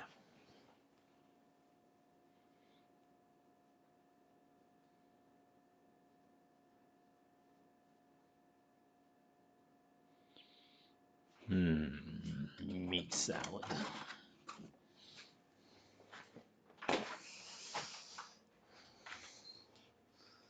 But yeah, so I guess I'm gonna go for a simple. Ow, those crumbs up there. We're gonna go for I think a simple cooked. It's not collard greens.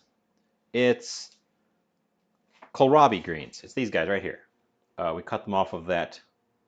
We cut them off of that kohlrabi, and now that they are separated from their bulb, they are not going to survive much longer. So I propose we use them. But I don't know how to make collard greens, strictly speaking. And I was gonna throw some bacon in the pan to get it started and then use that as the fat for these guys.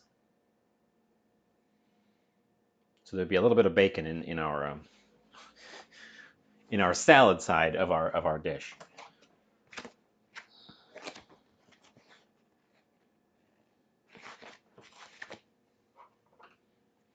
But collard greens don't have to have meat in them.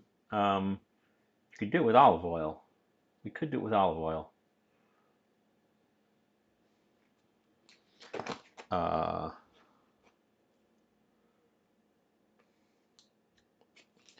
Nope, I've already broken the seal on the bacon.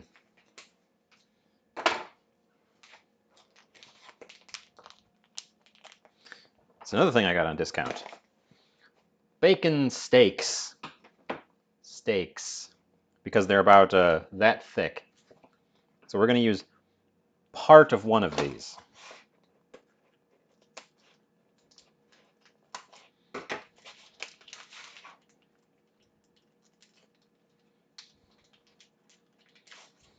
My grocery store did a bacon fest. All bacon on sale. And then afterwards there was a bunch of bacon left over that they put on an even deeper discount.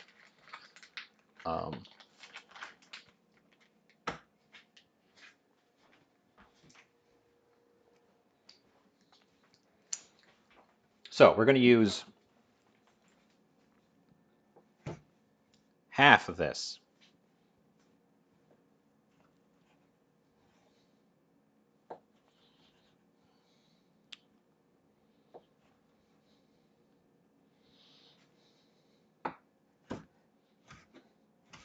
I'll make real collard greens someday.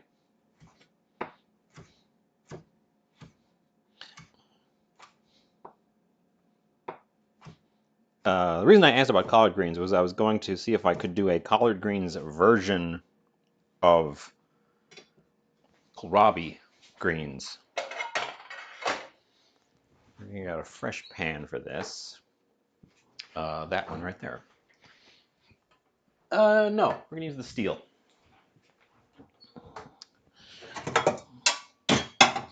We're gonna use this steel pan because I think I can give it a much nicer tossy toss.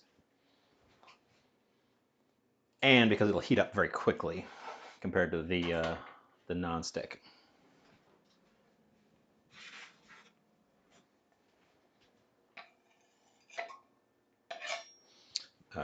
Because those things need to now do some serious rendering.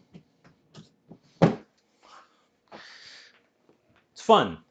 I think it's fun that I got a vegetarian main dish and a meaty salad. You know, normal food.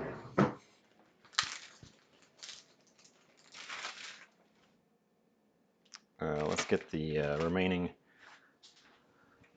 slabs here. They're all going to have to be cut in half to fit in that bag, but that's fine. I'm not sure the purpose of these things. I got this one because they were on sale and they're good for like dicing up.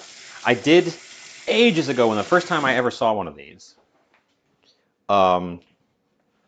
Buy one and cook it like a piece of meat, like a steak. And it's a lot because this is cured bacon, so it's quite a lot. It's very thick, so it doesn't ever crisp up. You treat it like a steak, like a big piece of pork. So it's got to be in there long enough to render the fat, but it's always going to be kind of a meaty end point. And since it's bacon, a lot of the pieces are quite fatty, and they don't really, I don't know. I'm not sure the purpose. Long run, I'm not sure the purpose of those, and I don't ever buy them when they're not on sale.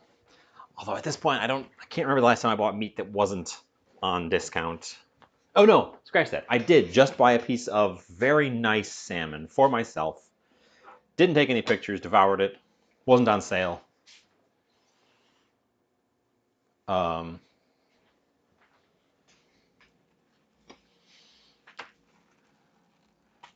Take the stems off.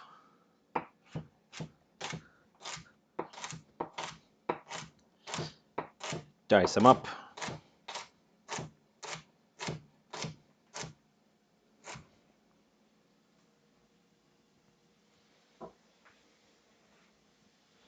Our bacon is sizzling.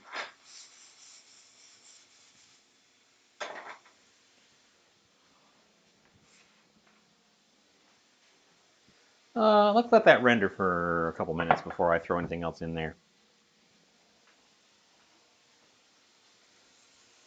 We're going to throw the stems in separate from the leaves because the stems take longer to cook.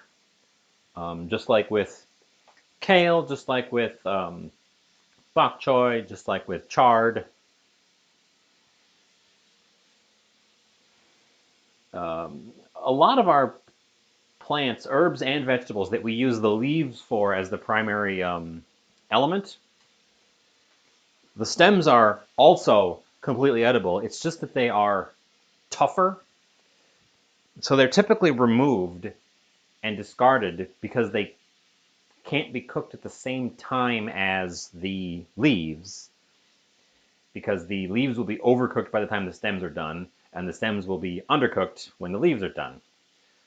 But if you just pay attention and add them in stages, you can get around that. It's common to do that with asparagus, where you'll save the spear tips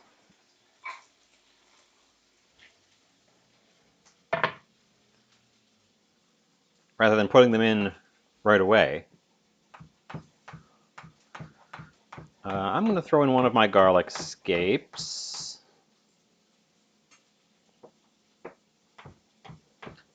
Which are a little bit tougher than a green onion.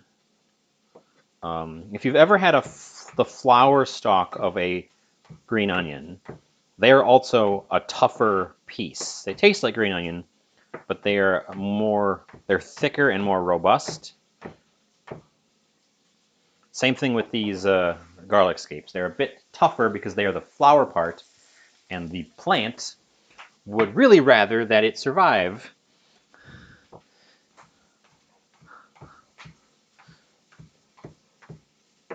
So it makes it harder to break than the leaves. So we'll throw a couple of those guys in there. Garlic scapes are one of those super seasonal things. They only occur like now. They occur when the garlic is maturing and starts trying to carry out its life cycle, and the farmers start cutting them so that they will grow larger bulbs.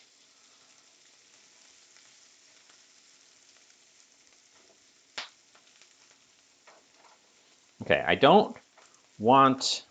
I love this pan. I don't know if I probably have talked about this pan before. I love this pan. The gently sloped sides make this pan so perfect for tossing. It being stainless is also nice because it's essentially indestructible. I can't imagine a situation in which I would damage this pan. Unlike the non-sticks, which the non-stick coating eventually wears out on.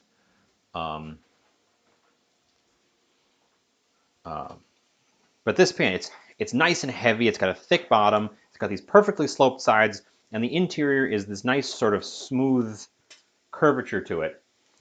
It's really excellent for tossing.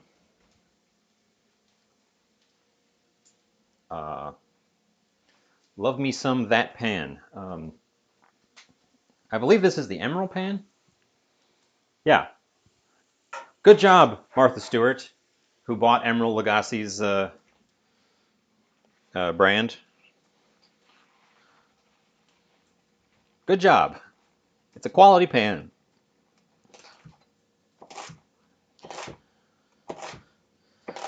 So we're gonna cut our greens. Let's get over here. I rolled the bunch.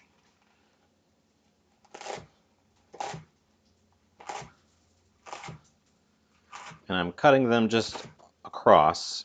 So we'll have long strips when we're done. Pull one of these out. So we'll have these long strips like this. And that's going to be our tossed hot salad. Yep, I'm watching. Yep, I've got a clock. I've got our clock going. This bacon has salt in it. I don't need any extra salt. Bacon has fat in it. I don't need any extra fat. Pepper is the only other ingredient. I've got a collard greens recipe up that does not include bacon.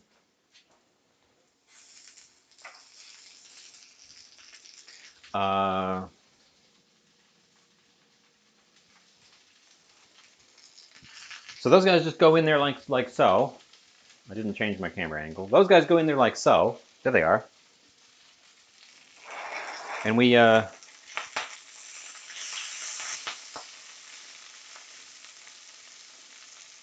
push them around, and they become brighter and brighter green. We don't drop them. They become a bright green as they start heating up, and then they start to wilt. And we want to get them out while they're still bright green and have a little bit of texture to them. I'm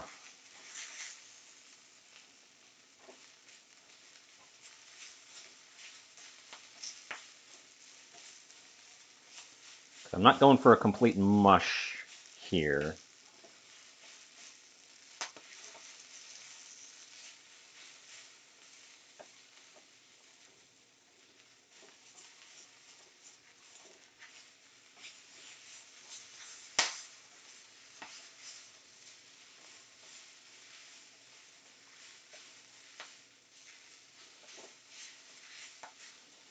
Being a cabbage leaf,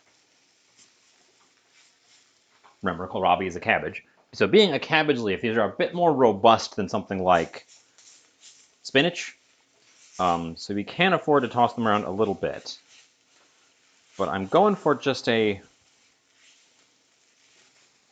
going to call that good, because I don't want them to get any more cooked down than that, honestly. And we'll get them out of that hot pan real fast so that they do not continue cooking without me,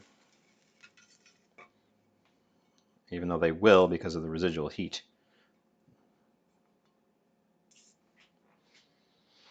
And there you go. That's our hot salad.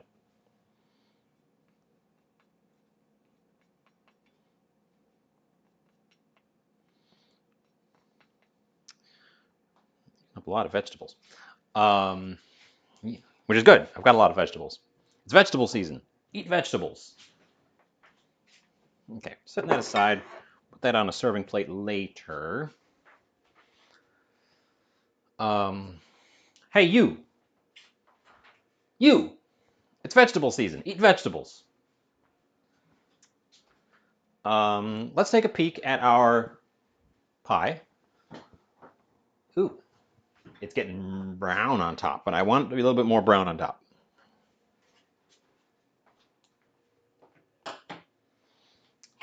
That can just go in the drawer. Let's tidy up a bit. If you've got any ideas what to do with leftover crumble topping, let me have them. Because I'm not sure what to do with that.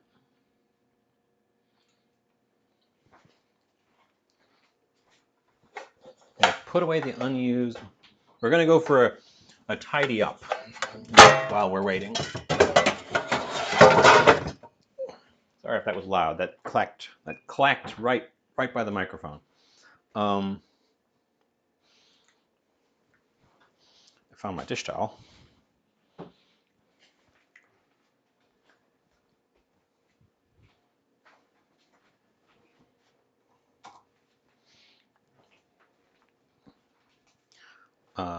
Let's see. The extra turnips can be migrated to the fridge. Oh, we didn't throw that parsley in. I forgot about it. Oh well. It's very wilty. It's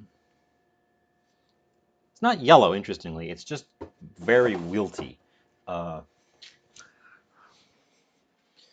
garlic scapes are also going to go in the fridge.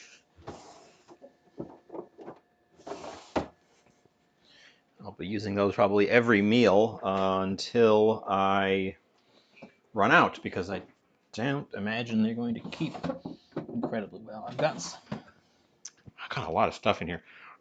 I keep commenting on how much stuff I have. I just need to cook more using stuff, largely vegetables, because it's as I said, you,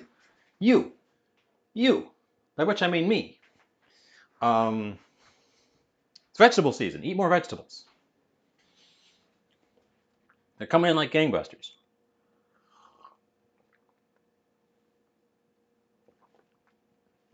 An extremely well-timed moisten, as I was already moistening myself.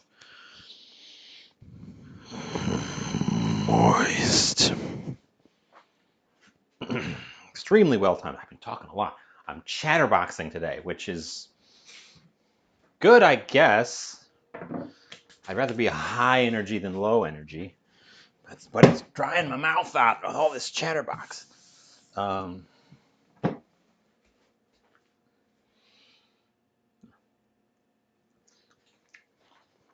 Steal a piece of that bacon. Bacony. The pie's probably within just a couple of minutes of being ready. You still hot?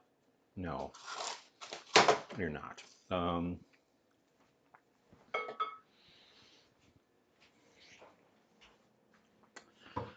pie crumbles. I'm not sure what to do with the pie crumbles. I'm going to put them in a container and think about them.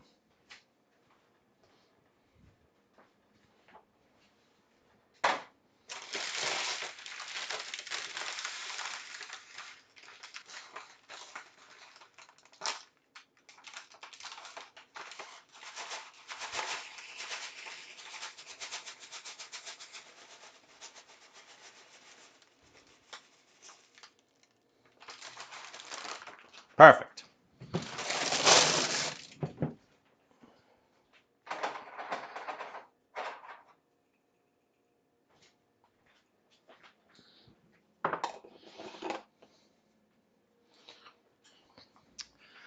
Hey, food companies, put your food in glass containers with tight-fitting, reusable lids. I'm more likely to buy your stuff if I get a nice container out of the deal as well.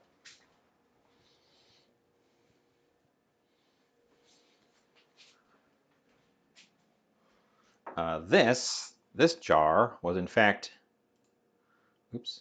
this jar was in fact a jar of ghee, but it has a tight fitting because ghee is air sensitive, all plastic, reusable lid, but the thing itself is glass, so it's a very durable little thingy, and it gave me a nice little jar at the end for free. I'm not sure where I'm gonna put the thing yet. Whereas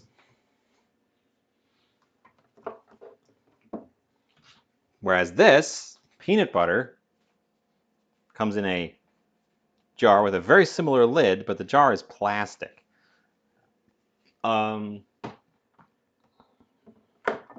it thus has a shorter lifespan, and you can't put hot things in it.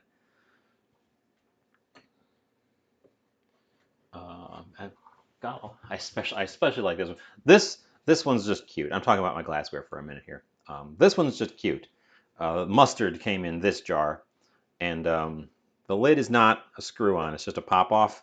It's tight, but it's not super tight. So these are nice. I just love that it's a little barrel with a little handle.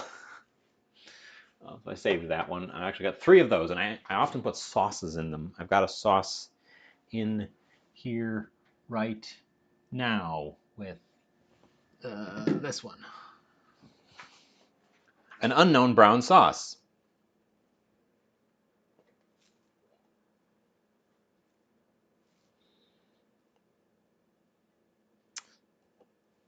An unknown brown sauce. Remains unknown even after giving it a sniff test. Isn't that exciting? An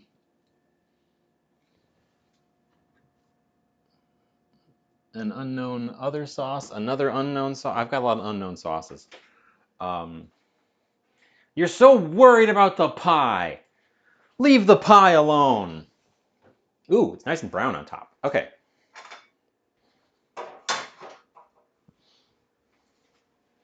The pie's been in there for about 25 minutes. And it is audibly bubbling. I don't know how well you can pick that up. Audibly bubbling. Beautiful golden brown top. Turn the oven off.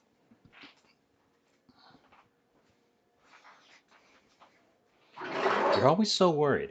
How many times have I burned something? Only occasionally. And only when I'm chatterboxing and talking about something else. Actually, it's usually when I'm doing another project at the same time. Anyways, the pie looks beautiful. Look at it, being beautiful. Put stuff away, put stuff away. Anyways, there's the pie. Look at it. It's glorious. We need a serving plate because now we're at the point of serving it.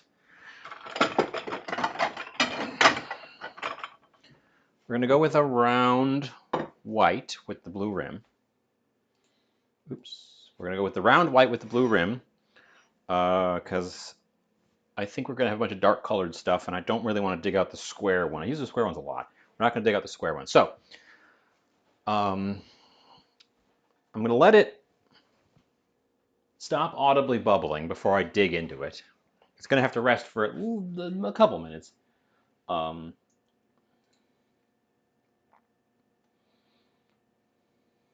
not going to get a good slice. These are going to be scoops because of crumb topping.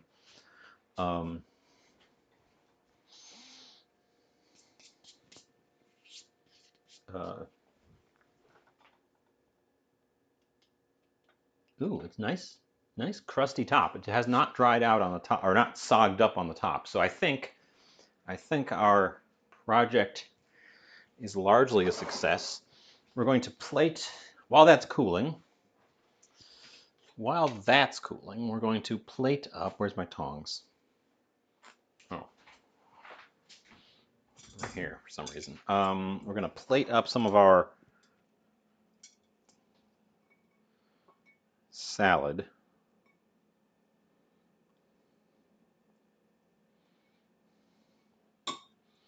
And get some of the toppings. The stems and bacon and garlic scapes.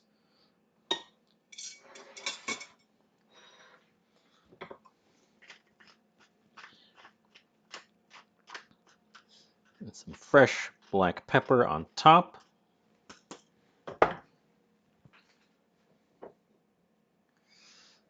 Okay, and then okay, you've gotta see me break into this. We're gonna break into it. We're gonna take a big old scoop because honestly, I don't think of a reason why this needs to rest a great deal. It just needs to not be absolutely boiling, and then I think I can take a scoop.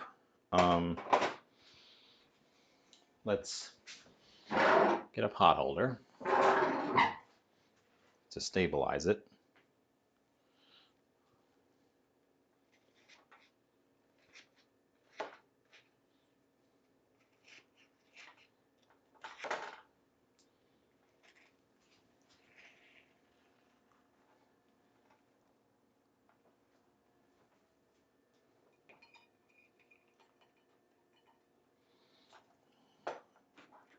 Ooh, she's a crumbly one.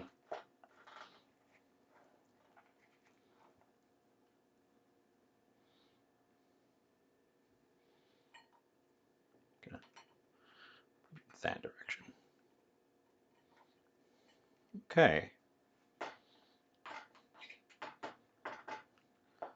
We stuck a little bit on the sides, but right where the filling met the topping met the side wall, and that's the only part that stuck. So right where the topping got soft and then soaked into the bottom and then touched the sidewall. And there we go. It's a... I'm not going to say it's the most impressive plate I've ever had. We're going to put some fresh pepper on the pie side as well. I can't say it's the most impressive, elaborate thing, but it looks good. It looks good and hearty. Clean up my edges a little bit.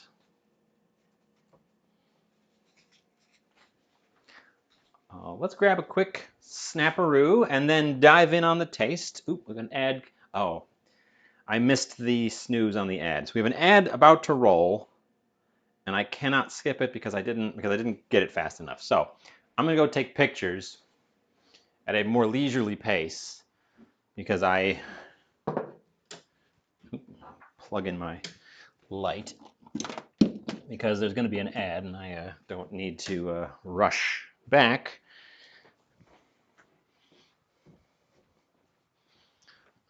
Since we have some people who won't be able to see it until I get back, until the ad gets back anyways. I had a lot of fun today. That was a good project, I think. Glad someone suggested that. Who was that? Who did suggest that?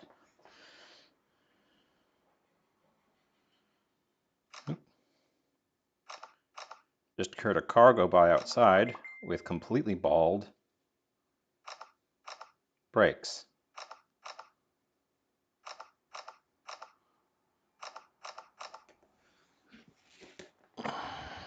Metal on metal scraping sound.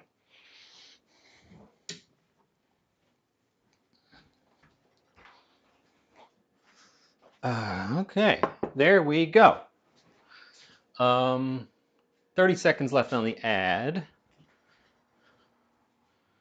Let me check this message that popped in just now.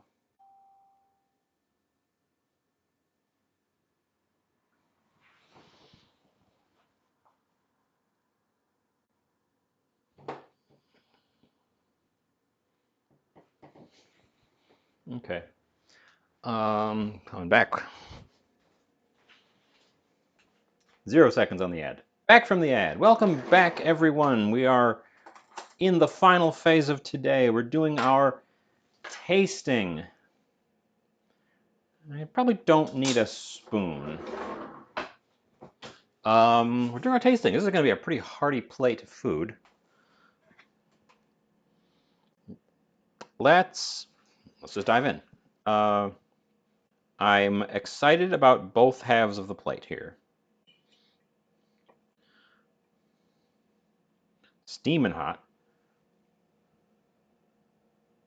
It holds together reasonably well.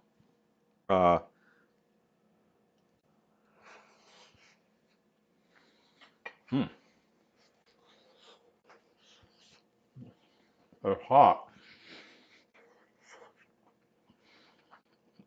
Oh yeah.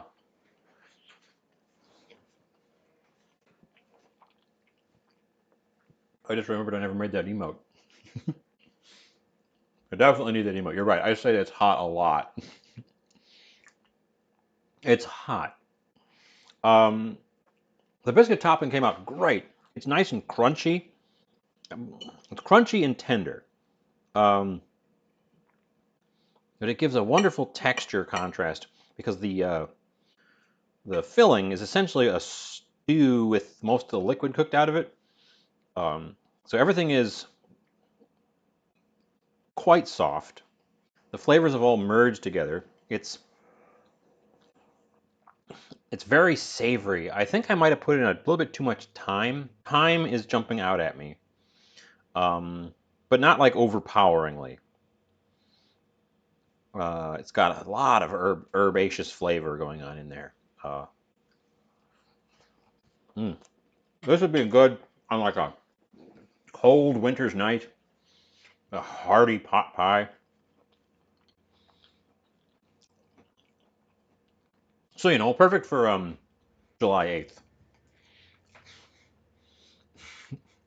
8th. It's very tasty. It's hard to describe because the flavors have very much melded together. So that the filling has textural contrasts because the garlic scapes have a distinct sort of fibrous bite to them. The root vegetables have all gone, like here's a piece of the turnip, have all gone very soft. But if I taste it by itself, it still tastes a little bit different. So the mushrooms also still have a little bit of texture, which is nice. So it's not just mush with crust on top. But the interior part, the flavors have all really melded together, and it's deeply savory, which I think a big part of that comes from that mushroom stock I had. So it's deeply savory and really melded together, the flavors, which is another nice contrast with the biscuit top because the biscuit top has its own distinct flavor that tastes very biscuity. Oh wait, the carrot, I ate a piece of carrot by itself. The carrot still has carrot flavor, so they haven't all completely melded together. It's good, and it wasn't that hard. And I think if you stick to proportions, because I used kohlrabi turnips carrots, celery, onion, and then the rest of it was mushrooms, and then the rest of it was flavors and herbs and stuff. You could make this with any combination of vegetables. You can make this with any vegetables you have on hand, as long as there's a mix of the sort of starchier ones and the more vegetative ones. But I think this works great without the potato, honestly. I think it works great without the potato. And it has a little bit of a pepperiness to it, which might be because I put extra pepper on the top. But there's a little bit of pepperiness to it. That's good. Let's try these. You could definitely add meat to it. This one's a mushroom. This one's the protein is mushroom. Let's taste our hot salad.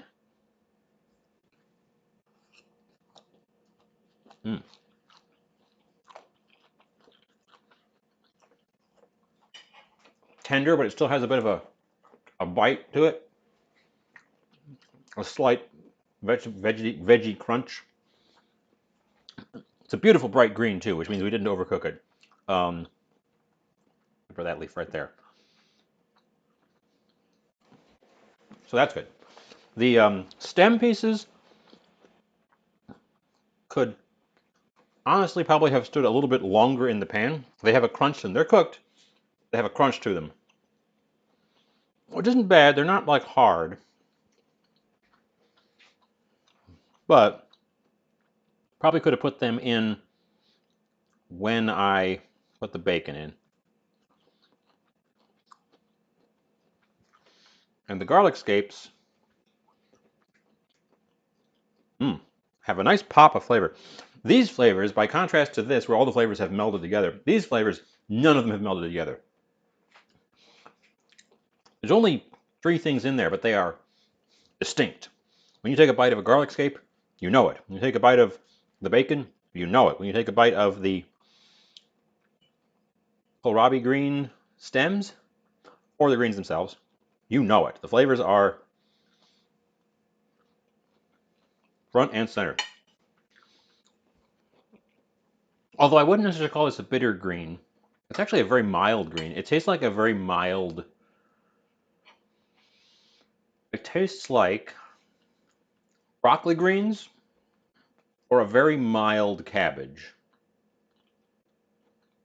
but with more crunch, more texture, and a thinner leaf. I like this. This is one of those things where you never get it by itself. So if you get kohlrabi, save the greens and eat them. They're really very good.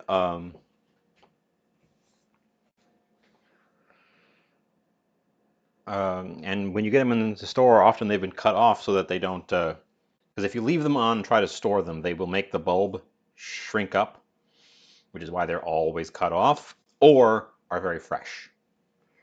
Actually, a sign of freshness if they still have the leaves on them because they haven't sucked the bulb away.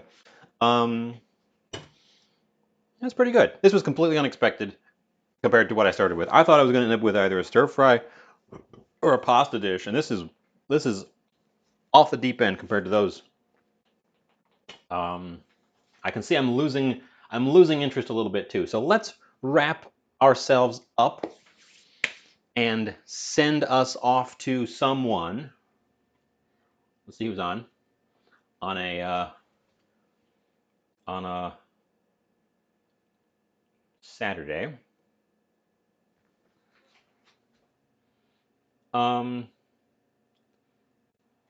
It looks like there's a bunch of people on a Saturday.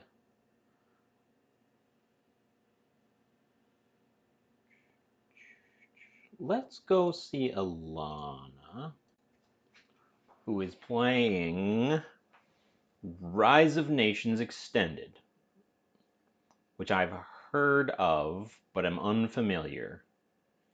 I think Alana has been here a bit. You might recognize her from chat.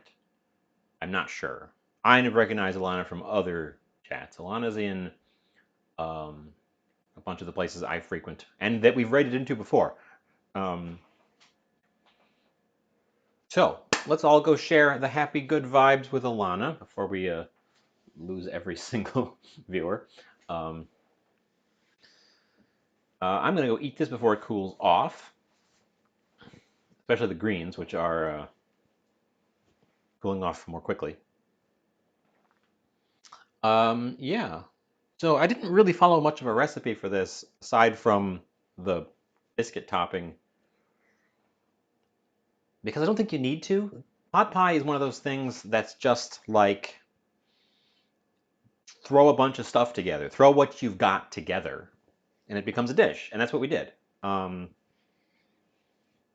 and that pie crumble actually worked great. Savory crumble actually worked great. I really like it. Tastes like biscuits. So chalk this one up a success. I like it. It's good. There's the countdown. Let's all go have the, yeah, I said that.